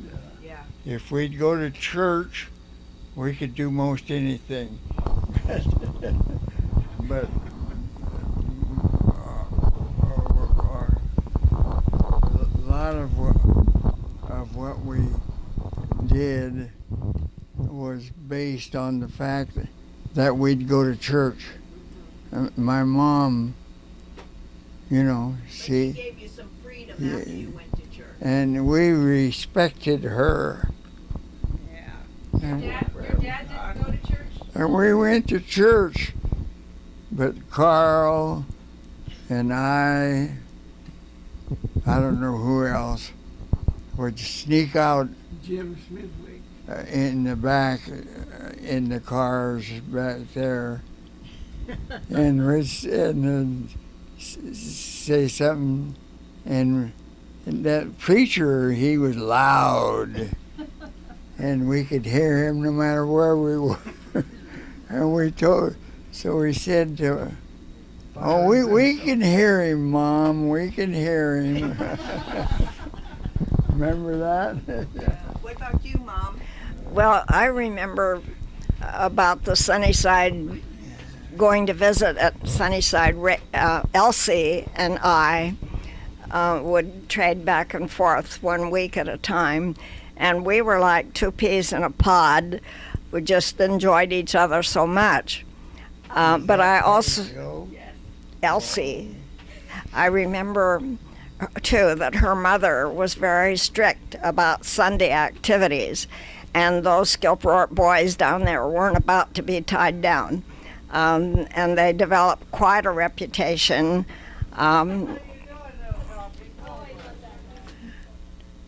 Somebody outside. Oh, okay. But anyway, so, and they got into trouble quite a few times, not only with their parents, but Elsie and I have remained very close all these years, and she just turned 92 last month, and so we're, again, the same age. I was also going to mention, getting back to Mary Ellen and her coming to the farm, one of the things that Carl and the boys did to her right at the beginning, we took her out to the barn, and the trick they always played about, look at the diamond at the end of the cow's tit. See that? See that? So well, smell it. And so, squirt, she'd get a squirt right in the face. Then that was she was really, it took her a while to laugh about that, but she did get a kick out of it. So, Mom, why don't you tell about how you had your little kittens, and Grandpa was kind of tough about that, but you maybe managed to get your kittens. Oh, yeah, well, you remember the barn cats. There were so many cats in the barn. Well, yeah, the cats, that's fed them too from the tits of the cows. And but I loved the kitties, the baby kitties, and would always find them when a mama cat had babies, and I would make pets out of them. But they were short-haired cats, and they weren't very cute, except for the way kitties always are. And my father would never allow a cat in the house. One time when we went to visit Uncle John and Aunt Pearl in Yakima, I think I may have been in a third or fourth grade, I got to play outside, and I saw a little kitten, maybe 2 months, 3 months old or so, just a beautiful long-haired kitty. Well, of course, I picked it up and petted it and made friends with it, and I took it in the house, and I just, not in the house, but outside, begged my parents to let me have that kitty. Pop says, nope, no more cats. We're not having any more. And Mom was a little more sympathetic, but nobody knew who it belonged to. Aunt Pearl promised to find out whose kitty it was. Well, a month or so, or 2 weeks or so later, they drove down in their pickup, and they had the little kitty for me. And again, Pop said, no cats in the house. And this cute, adorable little kitty had to stay outside. Well, it turned out, and I named her Toby, turned out she started bringing mice to the kitchen window. When she caught a mouse, she'd jump up on the kitchen window and display her catch. Well, that impressed Pop. The city cat could actually catch mice. So he started letting me bring Toby in the house. And she was our house pet for a long, long time, but especially for me. Big mouser, it sounds like. Kept the mouse population down in the house. Any other questions anybody has? Could you tell us a little bit about Uncle Sonder? Well, I don't. He was here in the United States in 1928 when I was born, but I don't remember him that well. He had to. He was going to live here. He was going to apply for citizenship and the whole thing, but then my grandmother had a problem in Holland, and about the time the war was, no, it was the early part of the 30s, I guess. He had to go back to take care of his mother, and he never did come back. He come back for a visit, but he gave up on trying to immigrate. But huh? Yeah. Uncle Carl. Can you tell us about the first Garrett? Well, the first Garrett was born in about 1919. No. John, no, wait a 14. minute. 14. John was born in 1916. Yeah, I think John was born in 1916, but I may be wrong. But Uncle's son came to stay with us, and he was a good worker. But we always had boiled potatoes, and his bowl was full. And I mean, he'd eat the whole thing real with potatoes and gravy, and he didn't learn much English, did he, Uncle Son? Well, anyway, Uncle Carl. Yeah. My dad was Garrett, right? Garrett John. Tell us about the first Garrett. The first Garrett, I remember with my dad telling about the first Garrett. In 1919, there was a flu epidemic all around the world. Over 1 million people had died.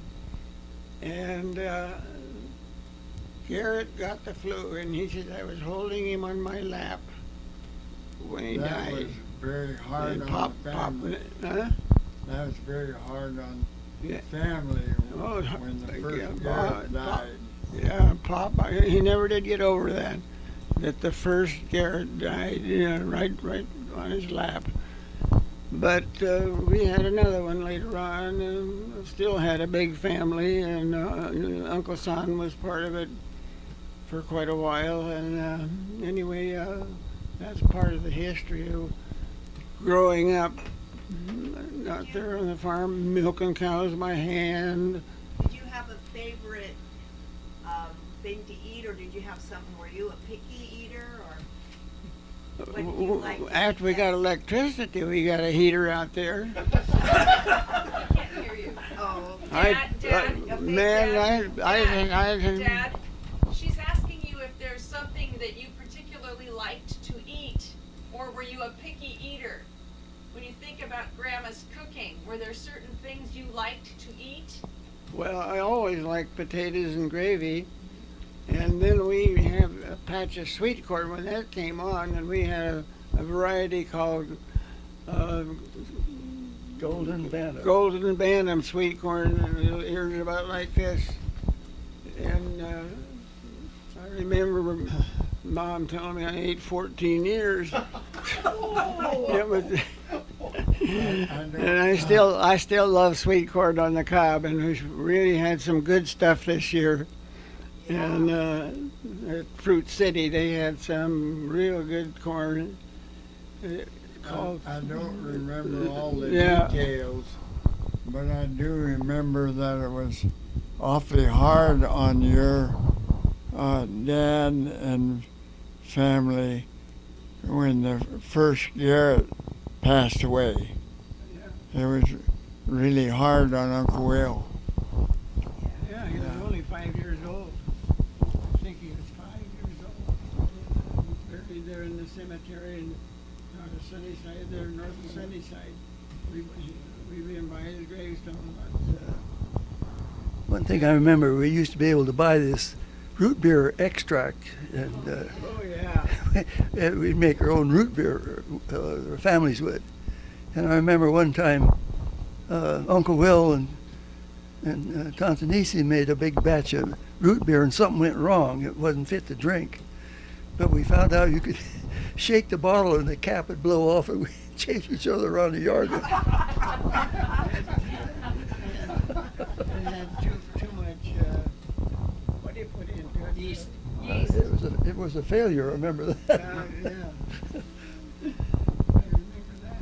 what about you, Mom? Well, I remember the root beer too, but Wilbur, I don't think there was anything the matter with the root beer. It was just piped up really, really hot. The older you let it go, the hotter it was. And I remember that. shaking the bottles and popping it, that was really fun.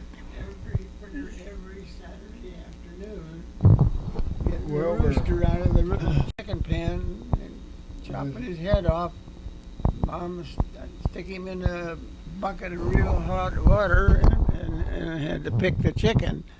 And well, it wasn't every Sunday afternoon, but we sure had a lot of good fried chicken on Sunday afternoon. It was a really choice that we really enjoyed. And yeah, one thing about it on our farm, we never went hungry. We always had plenty of good. And then I remember when I had my tonsils out, I was 15 years old, and Mom and I were the only ones at home.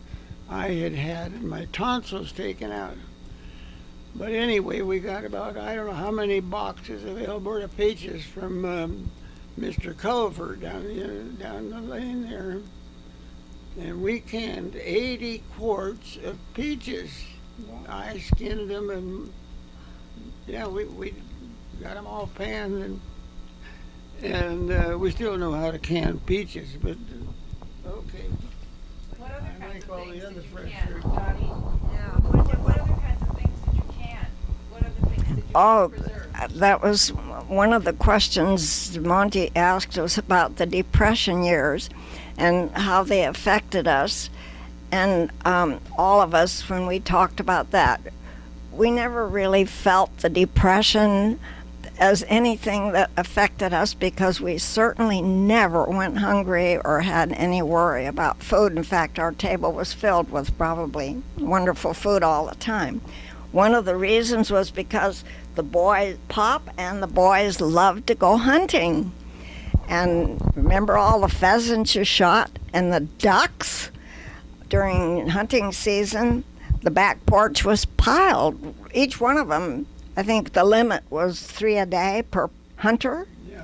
And they'd all get their limit. And there and the back porch was piled with these, well, it was cold weather. And I remember Mom refused to pick the ducks. They had to skin them and made the boys do it themselves. So they skinned the ducks, and the pheasants, you had to dip in buckets of hot water and pull the feathers off. She made the hunters do that. So those things filled our lockers. We had also Garrett liked to go deer hunting. I guess Tony and John did too. Did you ever go deer hunting? Did I never did go get a deer. John got a deer one year. you did one year? Well, Garrett used to go moose hunting and deer hunting, Good hunter. elk. So how did you preserve the food, like the meat of the duck? Mom used to actually can meat when she got a pressure cooker. You didn't dare just can meat without a pressure cooker. But then we started renting lockers. Remember Patnode's lockers in Hera? That was really an innovation during the Depression years for people who didn't have electricity or didn't have a refrigerator or freezer. Freezers were a brand new idea in homes. And every Sunday morning after church, I remember we'd stop at Patnode's, and I was given the locker key, and I had to go into that 0-degree place and get the meat for the next few days, the week. And the lockers. That was where we put all the frozen meat, the meat that was hunted, and so our tables were filled with stuff from nature. Did A lot. you also raise cattle for food and sheep? So did you have beef? Well, and pigs? once in a while we'd have a Pop would get a lamb, or we had a sheep occasionally. We didn't eat a lot of mutton, did we? Well, we wouldn't call it mutton. Mutton is old sheep. Lamb is Yeah, we would have lambs lamb. occasionally, and pork, pigs. We had pigs. Yeah, so we had meat, beef, pork, all that wild game, as well as chickens. So our tables were just laden with plenty. We didn't have any idea about, but clothing, that was a different thing. Yeah, talk about you going to get your school clothes. Yeah, once a year we got to go to town and go to Yakima and buy shoes for school. All summer long, most of us went barefoot. And I don't know about the guys. They had to have shoes on when they were in the barns, I'm sure. You didn't go barefoot in the barn, I don't think. But outside for play. And so going to town to get shoes was a big thing. I hardly ever had I had underclothes, yeah. Mom would order from Sears Roebuck. The catalog was the source of all of that type of clothes. Mom sewed everything else. And she made over clothes and there were hand-me-downs. So the clothing we had wasn't exactly elegant, but it was practical and well sewed and well made.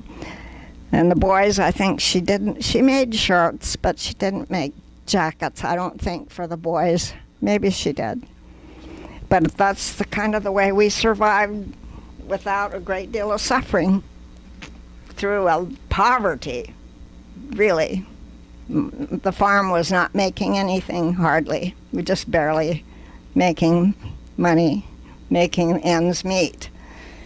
Pop would go to the store periodically and buy flour, 50-pound bags of flour, 50-pound bags of sugar, and that would have to last for a long time. And in the canning season, all summer long, we canned. You were asking about what we canned. Cherries started out in the spring, apricots, peaches, tomatoes, tons. Pears, applesauce. We just made. Green beans? Did you do green beans? Yeah, canned them in the pressure cooker. Yeah, because of botulism. Yeah, you had to can Are there any be horror stories about people? being exploded by the pressure cookers. No. Botulism. No, we didn't get the any of valley? that. In the valley? No horror There stories? was. Wilbur? There was a family in Wapato, their name was Corollas, and they put up a whole bunch of green beans, and there was about 5 of them died from that one family. That's what? Huh?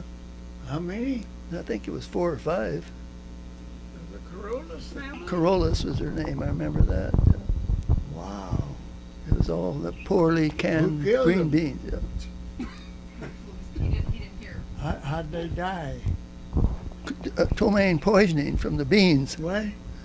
Ptomaine poisoning. Oh, no Botulism kidding. or whatever it was, yeah. Wow. Cook them enough. Well, I remember that, but I didn't know there was that many that died. That's Then terrible. we did get freezers in our homes, and so we were able to freeze vegetables. I had a question about, you had a lot of farm equipment? Farm equipment, well, when the things broke down, who fixed them? Well, John was a good fixer-upper, and I remember I was about 7 or 8 years old, and Pop came back from White Swan. They had 4 McCormick Deering mowers, and horse mowers, and I would drive one of the teams, and I was only about 6 or 7 years old. And I try to remember the names of the horses that pulled those teams, but I know there was Prince and Barney and what was their names? But anyway, those mowers and the hay that we got, it just grew like everything. It was just laying flat, and we had to put the lower bars printer in the dirt, and we got them all in the stack. You know how we used to stack hay. And that winter, well, we didn't stack them right.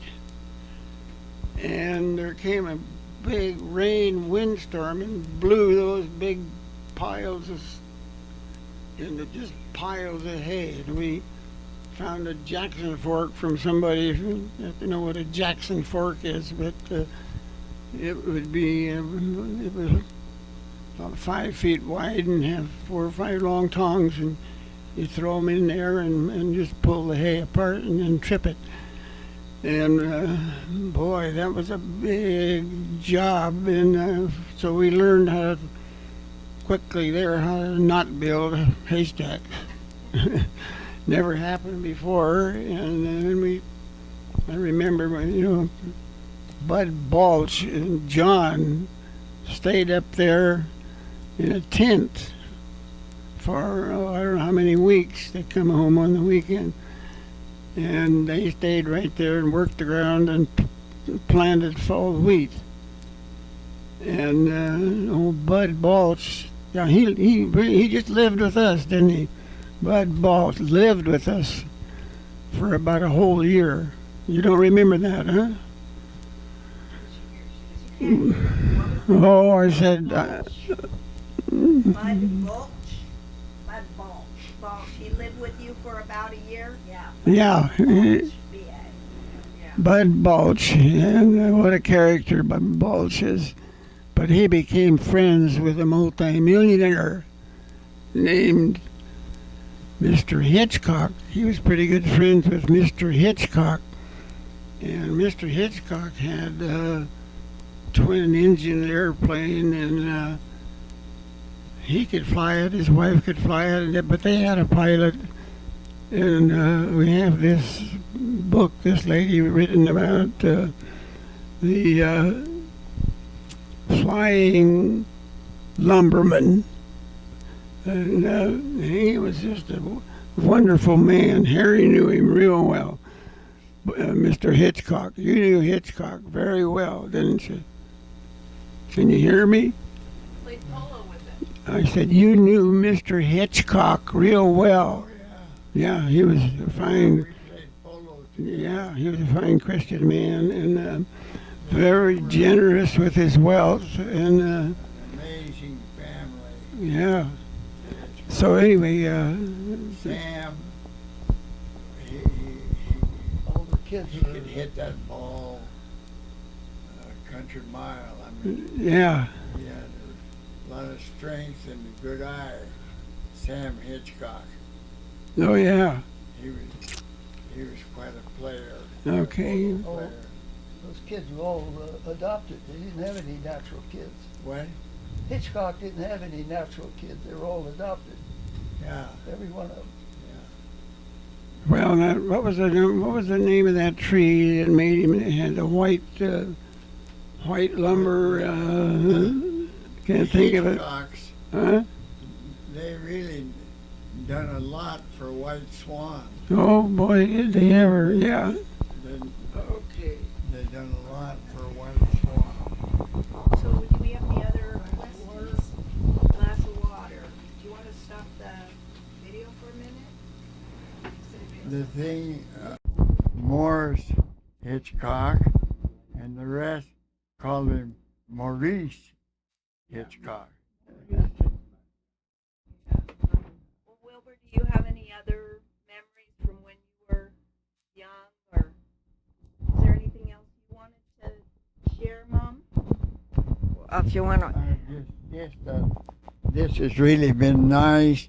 I've really enjoyed it, and it's brought back lots of good memories. And a lot of my family was involved in polo that Mr. Hitchcock started years ago. Darryl, he didn't amount to much. I shouldn't say that, but he was kind of an honorary burger, but he was a good polo player, man. I was probably one of the. That ball a country mile, and he knew just where it was. He was a good polo player. Yeah. But I was probably one of the first ones to meet Hitchcock, because when I first got married, we were living in a big house a mile north of Hera, and it was called the old Stuhmiller place. really, it changed several people's lives that got involved with the Hitchcocks. Yeah. I was one of them. I had to move out of that big house because Hitchcock wanted that house because he had a big family, and he was offering Stu Miller more money, so I had to get out. Wilbur, why don't you share one more thing, and then I'll have Mom share one more thing. Well, I can't think of anything right now that's worth talking about, but I was thinking, as we grew up, we did a lot of things together, families. Of course, we didn't have electricity, we didn't have TVs, and we did have a radio, I guess, but so we had to find other ways, things for enjoyment, but we did. What about when you fell out of the tree? Don't talk about that. Yeah, I remember. Mr. Hitchcock, he wouldn't. Harry. If there was a chance that he would hit somebody, what? We're gonna let Wilbur talk about falling out of the tree, okay? Falling out of a tree. That was Monty. We were. I think it was. I think it was probably on a Sunday afternoon. We went over to visit a family called Ray Lapierre. He was a ditch rider, and friends of my folks. And he had several big old poplar trees. And Harry and I were playing and climbing those trees. And I grabbed a hold of a limb, and the limb broke, and I landed on my back, and I bit a hole through my tongue. And knocked the wind out of me, and I couldn't breathe. Anyway, my dad come out, and he was waving my arms, and I finally got my breath. But I tell you, for about a month, I couldn't hardly talk. You ever bite a hole through your tongue, you tell you that's painful. You had to be half dead. I still before got they took you to cartilage doctor. on my How tongue. old were you, Wilbur? Didn't you, Harry? I mean, How old? Wherever you are. Oh, probably 10 or 12, something like that. So you have to be half dead before you go to the doctor? You'd have to be half dead before you go to the doctor? Yeah. Oh, yeah. Dad, I was talking about when you cut your leg. I remember falling. We were at Ray Lapierre's, and I don't know what happened or how it happened, but anyhow, I fell and got hurt real bad, but they never took me to the doctor. I mean, you had to be half dead before they took you to the doctor. You broke your arm, didn't you? You broke your arm, and it never did get You know, set right. Was that him or you? I don't remember whether I know. What do you want to say, Mom? I don't remember. I can't even get it straight now, but you really had to be hurt bad, B-A-D, before they took you to the doctor. Isn't that right, Monty? Yeah. Mom, so why don't you talk a little bit about Grandma and Doctor? Yeah, that was one thing. My mom just seemed to be, we didn't really appreciate this till we were grown up and had kids ourselves. But Mom was just a natural nurse. She had a doctor book that I think we still have it at home. It's tied up with strings because it's all fallen apart. But she referred to that doctor book a lot. But she just instinctively knew how to keep us calm when we got hurt, to take care of our wounds, mercurochrome and bandages made from cotton and strips, not Band-Aids and things like that. And I remember Van de Graaf's. You remember Dick and Sarah Van de Graaf and their two kids? Sarah was the exact opposite of Mom. She's a relative of yours. And one of her boys got terribly, terribly sick, and she was scared to death, and she brought him to Mom. The child had a fever, very, very high fever. Mom took him, put him in a tub of lukewarm water. She said, "You've got to get his temperature down. You've got to get his temperature down." She did it. She handled him like an expert. Sarah thought my mom was a miracle worker. But that's just kind of the way she was. You have to take. No, did you have to take? Like what was some of the medicines you took that didn't taste very good? Well, castor oil, of course. Now, why did you have to take that? I don't know, but Mom thought we needed it. I don't think we knew the name of it, but I think it must have been constipation. I'm not sure. Monty, your dad, I went to, Garrett, he was the best skater of all of us. And he could skate backwards and sideways and everything. And he was a good skater for a non-professional. And, Skating was one thing we loved to do in the wintertime. Brown's Pond, right down here by Brownstown.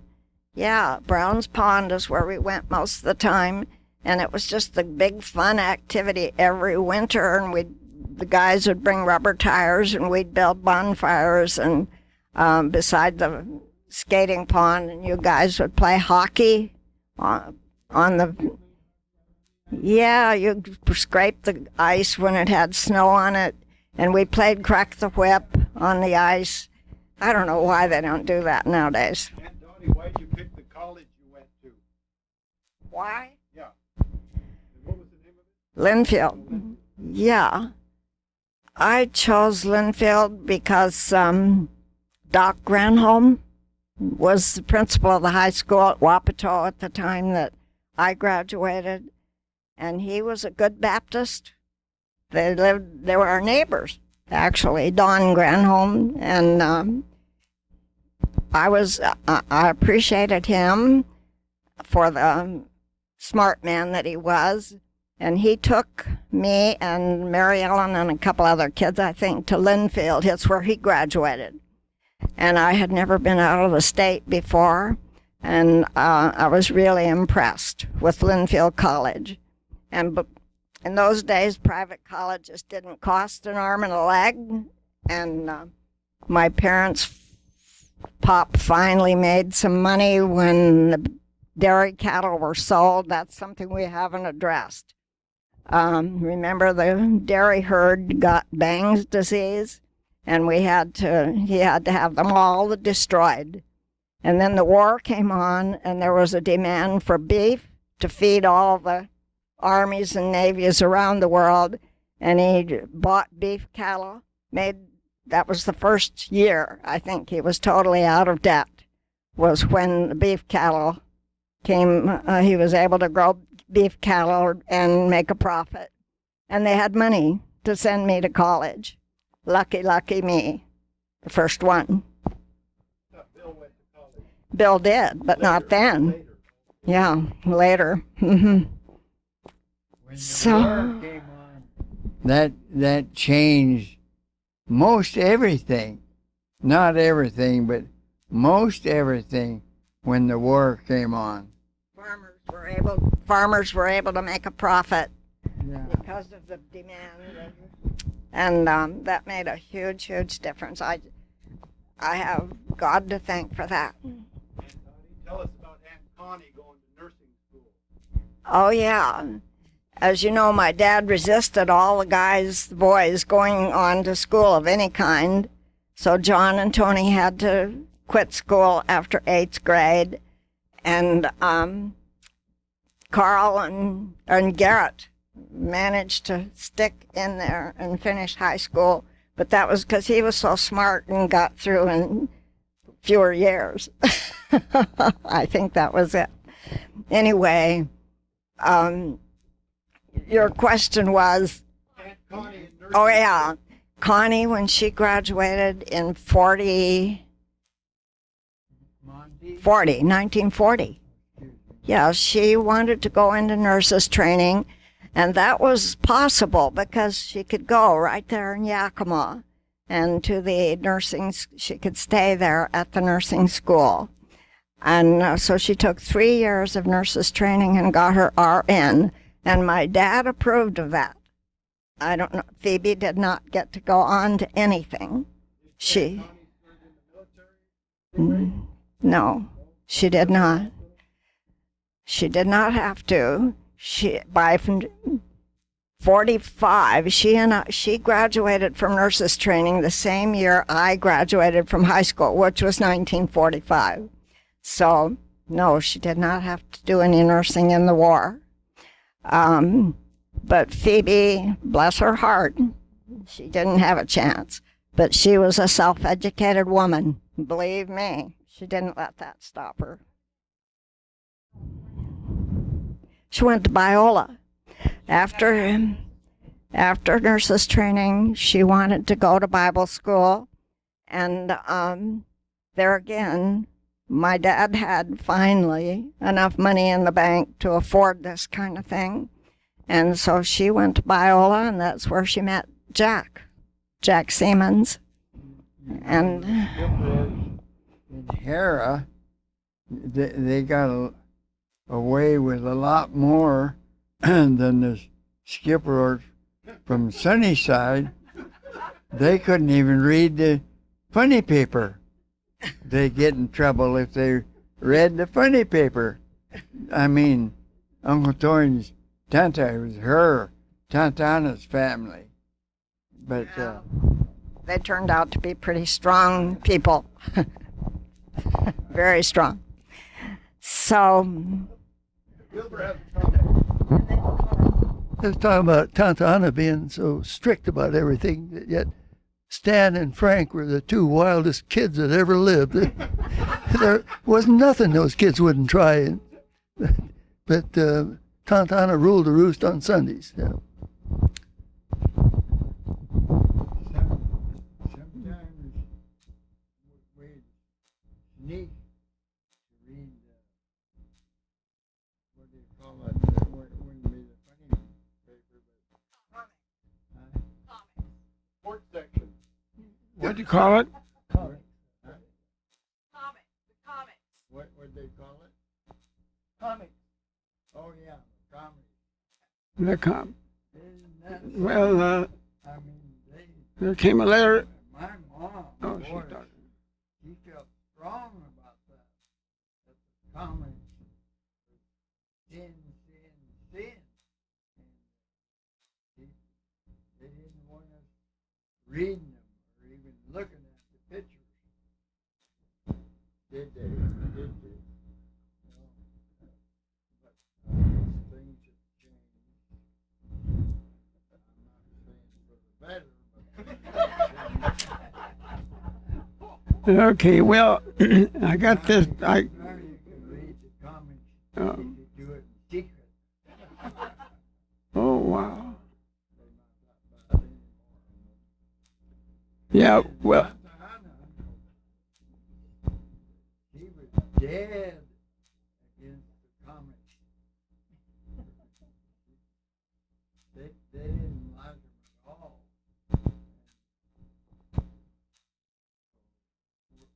We didn't ever read.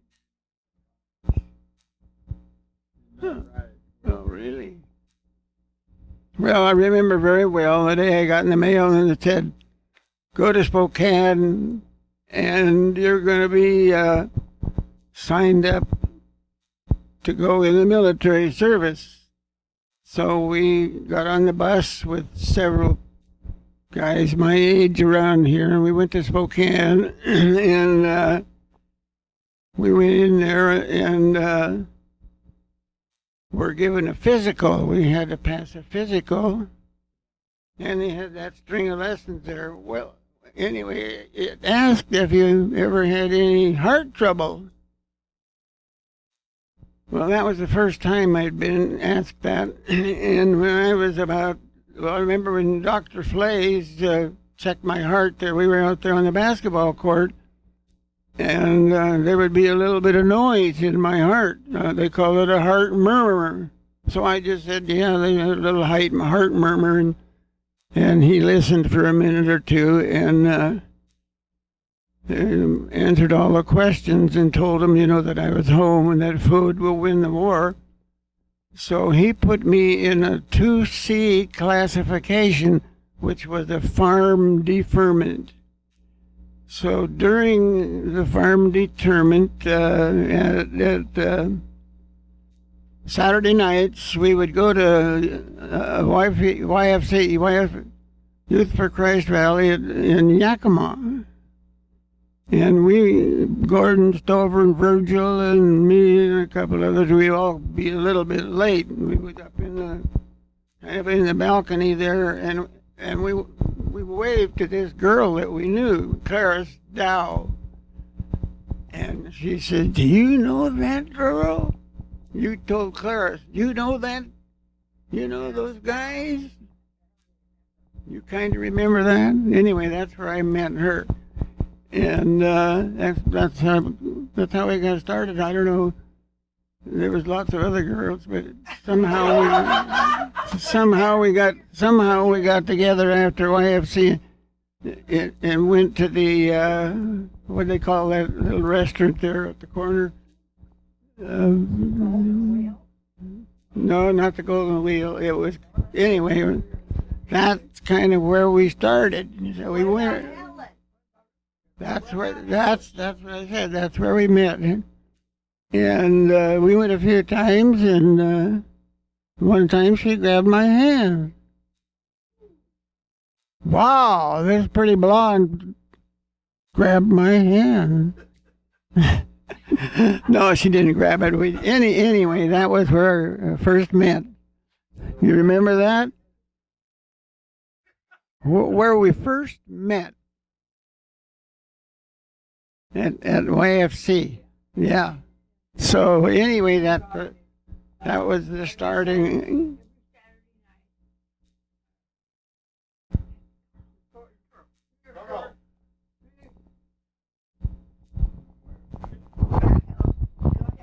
Every Saturday night, there would be the 3 or 4 boys going down in the church to sit in the church, and my girlfriend would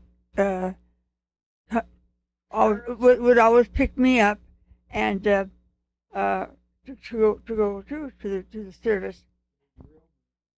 Go to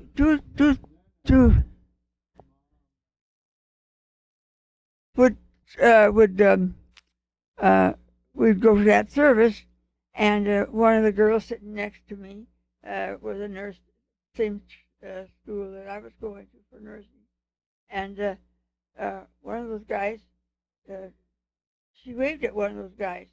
I said, "Clarice," I said, "do you know those guys?" I said, "Myrtle and I want to meet one of them." So she said, "Yes, I do." She said, "I'll introduce you." So after the service, you're in the back of the church, and she introduced us to these guys, and I don't remember whether it was that time or the next Saturday night. He came and he wanted to take me down to the root beer place there, what it was called, and so I went with him, down there, and that's what started it all. From then on, we were dating, and then I was going to nurses training, and then I was gone for over to the other forget the city for 3 months for another for training, and but before that we had gotten going steadily. Lucked out. Did any of the other girls? No, one? I was. Carl was daydreaming on the tractor and taking out 16 rolls of sugar beets because he was daydreaming, right? No. I want you to tell them what the uncle said about your blonde hair the first time Dad brought you over. Was it Uncle Paul who said, "Look at that blonde hair? It would look good on a dog's back"? Oh. I don't know if it was a dog. Who was it, Dad? Which brother? Oh, that's terrible. Don't tell her. Probably my dad. Your dad was probably off married and had kids by now. I thought it was John, but maybe not. Yeah. So every Saturday night we would go to IFC, and there was a friend of ours, Dick Hamilton, who was a super piano player, organ player, and but he became our good friend. And so one night I came walking out after. It's a good thing because here this Nash coupe, a car. He had a Nash coupe. And he was laying in that thing with his head way back like he was dead. It really startled me at first, but he was just playing a trick. And so then Dick Hamilton has been a good friend for years and years and years. Okay, that's part of my life, but not all of it. Well, are you guys ready? Oh, yeah. Well, you want to finish telling about that? What do you Well, want to say? I'll mention something about that, and then I remember Pop just opposed the boys participating in sports of any kind. Nothing that would keep them after school. You had to get home so you could feed the cattle, or milk the cows, and take care of all the animals and all that stuff, your chores. So you rebelled and stayed after school for basketball practice and hitchhiked home. Is that what you did?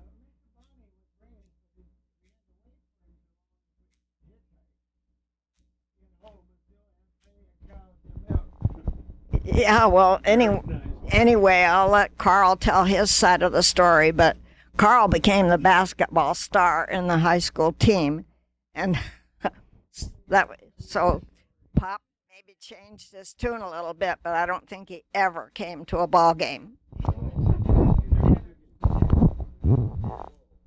Well, on this, usually on Saturday, I had to load up the wagon with straw and bed the corrals. And so I did it as fast as I could.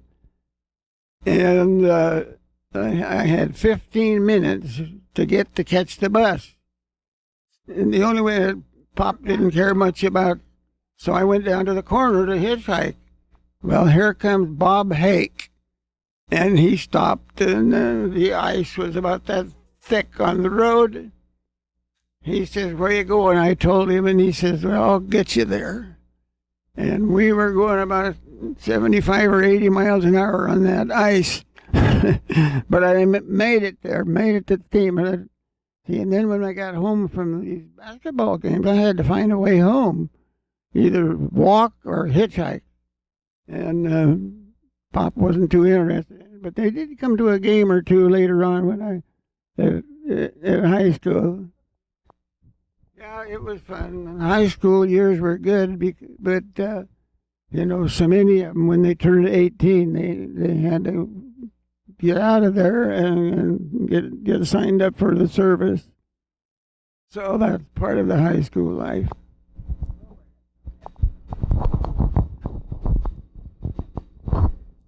Tell you a little story about how times have changed. Back when I was in high school, the buses were old wooden buses with, they didn't have any seats. They just had benches down there, a double bench down the middle and a bench down each side. And they had seniors would drive those buses, and they could take the kids home and keep the bus out in the farm overnight and bring it back the next morning. Well, I think I was in my sophomore year. I had a broken leg, and then I had my right leg in a cast, and I didn't have a driver's license. And old Dick Laurent was driving a bus, and he had something to do, so he talked me into driving that bus home. Can you imagine that? No driver's license, a cast on my leg, and they had one thing. Those buses had really good brakes, air brakes, and I had no feeling that I'd step on that pedal and that all those kids come sliding up. They beat me on the back of the head with their school books. Oh, it was a zoo. Break your leg, Uncle Bill. Well, we had a thrashing machine coming, and we had all the grain was shocked, and we had to make room to park this thrasher. And my dad got all excited, and he was yelling at us kids to get those sleds out there and pick up some of those bundles. And I think I was driving a Model B John Deere tractor, and I run into the field and jumped off, and my foot caught underneath the power lift pedal, and I hung out there in space, and pretty soon my leg snapped. And they're talking about cousin Connie. Thank God she was a nurse in the hospital, because they come in and try to give me a bath, and boy, I wouldn't let go of those blankets, and she finally come in and explained how everything worked, but thank God for her. But my dad, that was about the only time he ever took me to the doctor. And then later on, I re-broke it playing basketball, and he didn't approve of that. He wouldn't even talk to me for about a month, Wilbur, tell us about the time that, we got that threshing machine from Dick Funk and Nudie Harris. We were threshing away and pitching bundles, and this guy next to Wilbur just dropped dead right in front of him. Yeah. That was, Newton Harris says, he said, stop this. He said, go get some whiskey.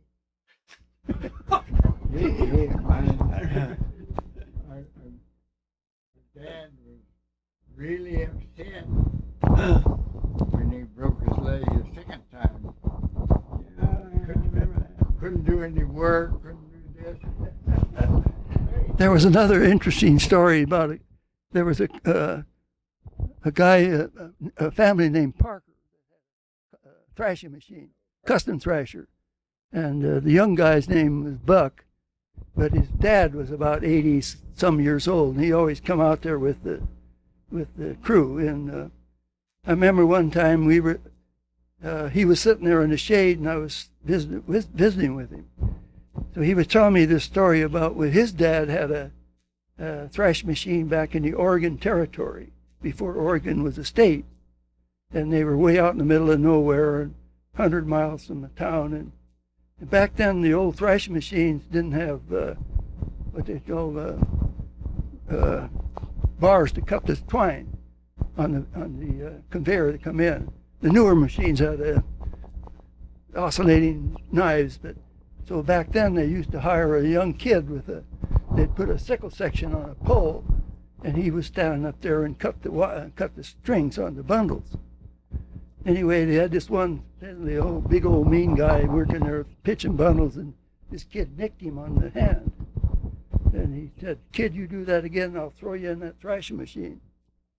And a little later it happened again, and I'll be darned, that guy grabbed that kid and threw him right in the thrashing machine. And old man Parker said it made everybody so mad, they stopped the machine, took a tongue out of a wagon, put it in the ground, they hung this guy right out in the middle of Oregon. That was supposed to be a true story. Did they get the machine stopped before he got into the cylinder? What's that? Did he get out of there before he got to the cylinder? Yeah, they had, what do they call those? They were band cutters. Yeah.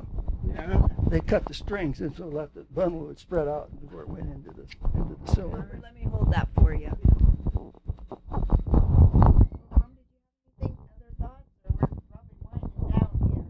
Well, yeah.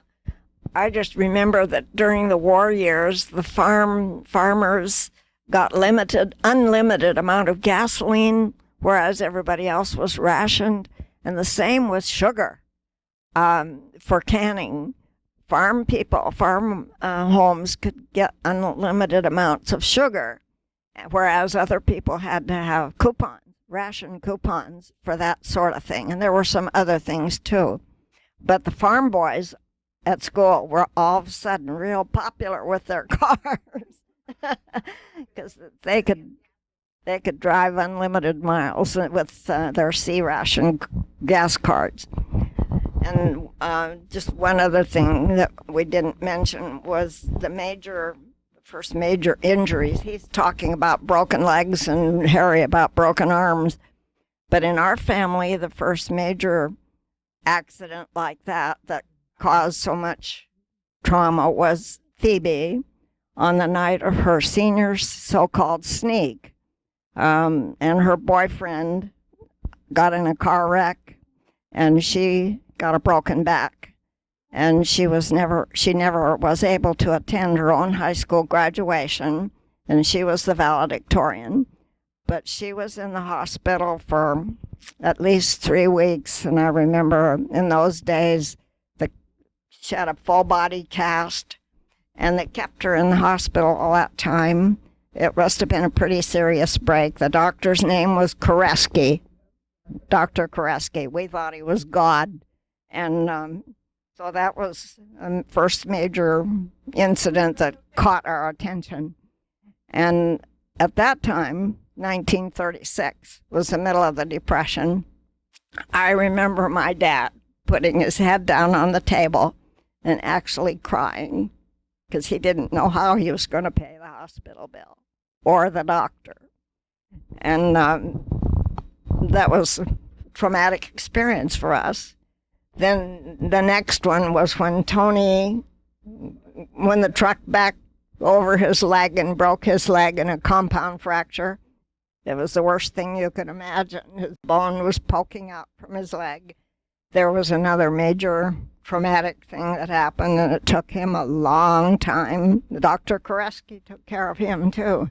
He was in a traction for a long time in the hospital to pull that bone so it would come together again. Yeah.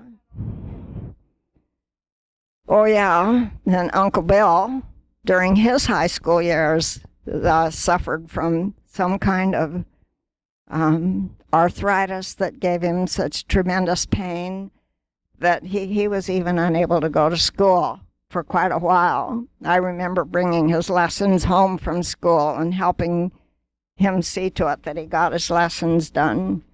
And that slowed him down. It took his grade point down quite a bit. But he came out of that, too.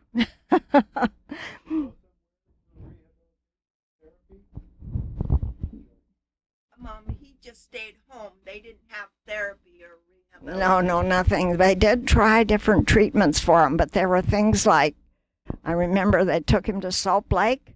Remember the medical lake that you're supposed to take baths in and it would heal you? I remember they took him up there, and I had him stay for a while and bathe in that. And I remember he actually underwent experimental treatment with gold injections. And that really was what seemed to stop it. So whether it was that or whether the disease ran its course or what, I'm not sure.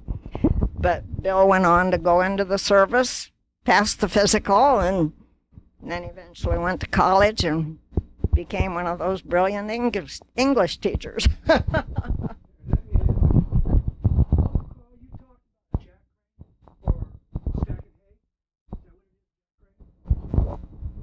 Who was that? For Jackson Fork. Excuse me. What? Yeah, you talk about a Jackson Fork? Yeah. How many people did it take to work one of I think they were 5-tooth and 4-tooth size Jackson fork, and you'd throw those forks into a sled load of hay or off the stack, and you throw it in there. It was locked, and you pull the trip when you get the hay where you want it. It was called a Jackson fork, and worked pretty good, really good. But you know, when the self-propelled combines came along, and they were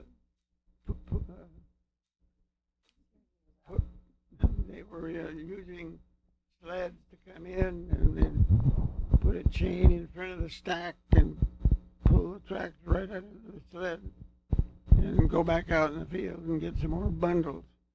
And did I tell you already about the one that we were pitching bundles into the machine? We had Dick Funk's, Papa Dick bought Dick Funk's separator, they called it, or thread. And I think Wilbur was on there pitching in there, and this guy fell over. He just flopped dead. And Newt Harris was really upset. He said, "Hurry up," he said, "go get the whiskey." I never forget that. But anyway, we revive him, but he was already dead. oh yeah, he was dead when he hit the. So anyway, we had a lot of interesting experiences. We had a lot of work to do when they got the hay chopper, field choppers, and the we put the horn heads on to make silage. And boy, I'll tell you, with these big balers, I don't know if you've driven by and seen these big bales that weigh about a ton. And the way they handle now, and they walk at least 80 acres a day, don't they, Wilbur? Swamp 80 acres in a day. I don't know, we got the best one, but New Holland seems to have the best one.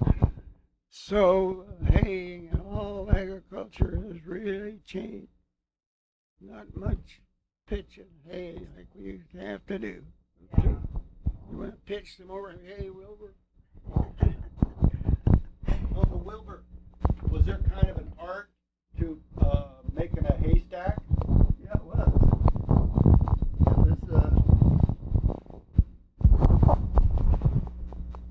Back then they used big derricks, and they used sleds that had slings. They called them slings. And they would pull them down the windrows in the field, or shocks, fill the sleds. Then when they got to the derrick, they would bring the slings up and hook them onto a cable. Then they had a derrick team that would pull the slings would come up in a bundle and pull the load up in the air, and then they'd swing it out over the stack. And remember, my dad wouldn't let anybody stack it himself, because he was the only one he thought he could do it right, you know. Nick Madala self-doing, he'd say.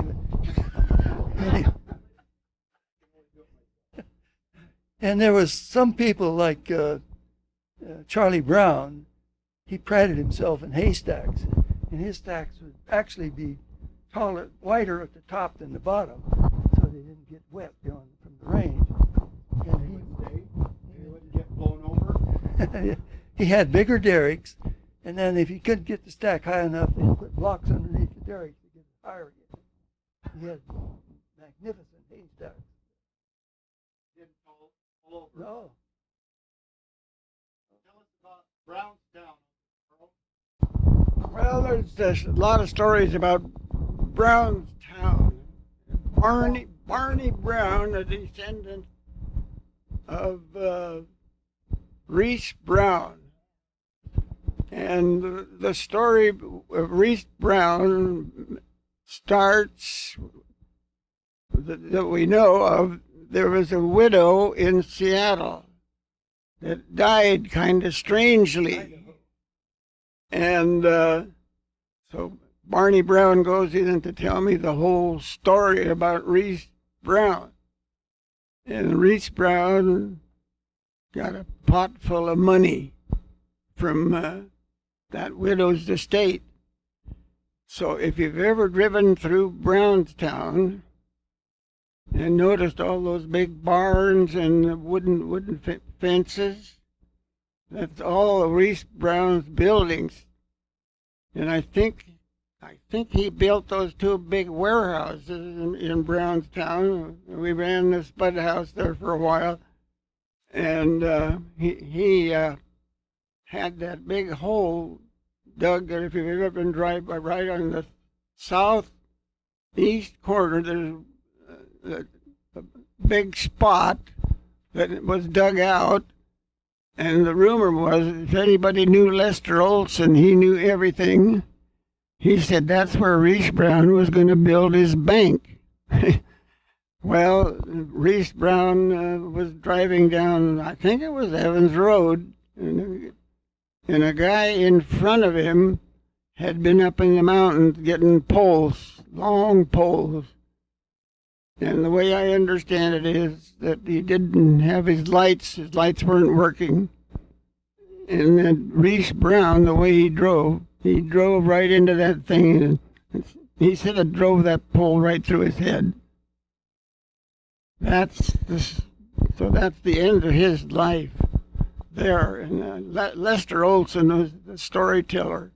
He worked for Reese Brown for years, and boy, you get to talking to Lester Olson and Barney Brown. Sure got a history of Reese Brown. Yeah, so I think you've got a little to add to that, Reader's Digest. Oh yeah, there were Yeah. magazines and everything about it. I read a Reader's Digest one time, and it was an article in there by a guy that had retired from the Internal Revenue Service. And the name of the article was The 10 Most Famous Con Men I Have Known. And one of them was Reese Brown. And apparently they were just about ready to lower the boom on him when he got killed. But The next one was Alan McDonald. So I know we're kind of going backwards, but we didn't ever talk about the Johnson School. So I know the younger generation won't have too much, maybe talk about the 1-room or 2-room schoolhouse. We went, we younger ones all went to Johnson School. John and Tony, I think they went to Mountain View, didn't they? They walked to Mountain View School, John and Tony, or was there a school at Brownstown? Brownstown School, till they were in 8th grade. But the rest of us went to Johnson School, which was down the Brown Road, across West Wapato Road, and 2-room school. It used to be grades 1 through 8. And I think when Connie she was in 8th grade when it was a 2-room school. When Carl and I and Paul were starting there, it was a 1-room teacher, 1 teacher, 5 grades.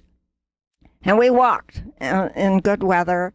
We walked and we cut across the pasture. It was 2 miles. In the winter, we did ride a bus like the one Wilbur described.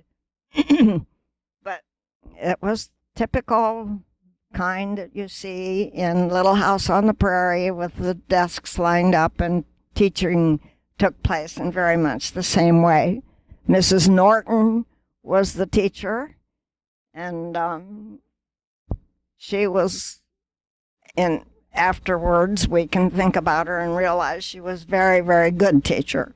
She really was, to handle that many kids. And Did you walk by the Brown house? oh yeah, the Brown, that's some more of the Brown family I was going to mention. We went down the Brown Road.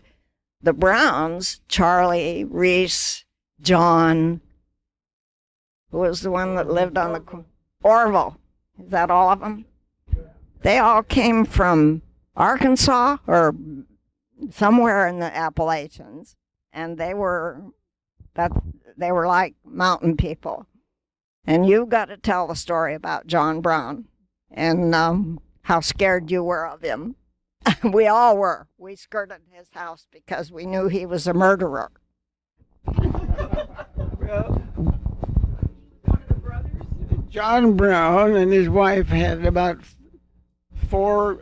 They were very beautiful girls, and there was this barber in Wapato that took a fancy to him. And John Brown says, "No, you got to get out of here. If you don't get out of here, I'm going to shoot you." And by golly, as that guy went away, he shot him. And yeah, right down at the bottom of the driveway. Varney Nell tells me the story. Remember Varney Nell?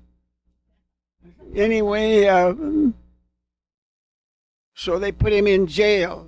They put John Brown in jail. And he kind of convinced them that he was sick. So they put him in the hospital. And he just walked out of that hospital, and Lou Evans never did put him back. That's the story of John Brown.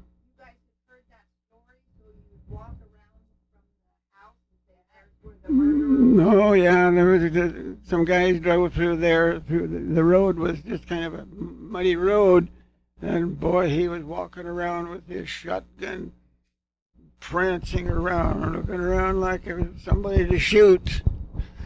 Oh, he was, but you know, I remember he had a Buick car, wooden spoke wheels, and he came in and visited with Pop right in the yard there, and we had a real good visit with John Brown. He was just a guy that was, a little bit crude, I guess. It was, anyway, he shot that guy, and he didn't never go back after he got out of the hospital.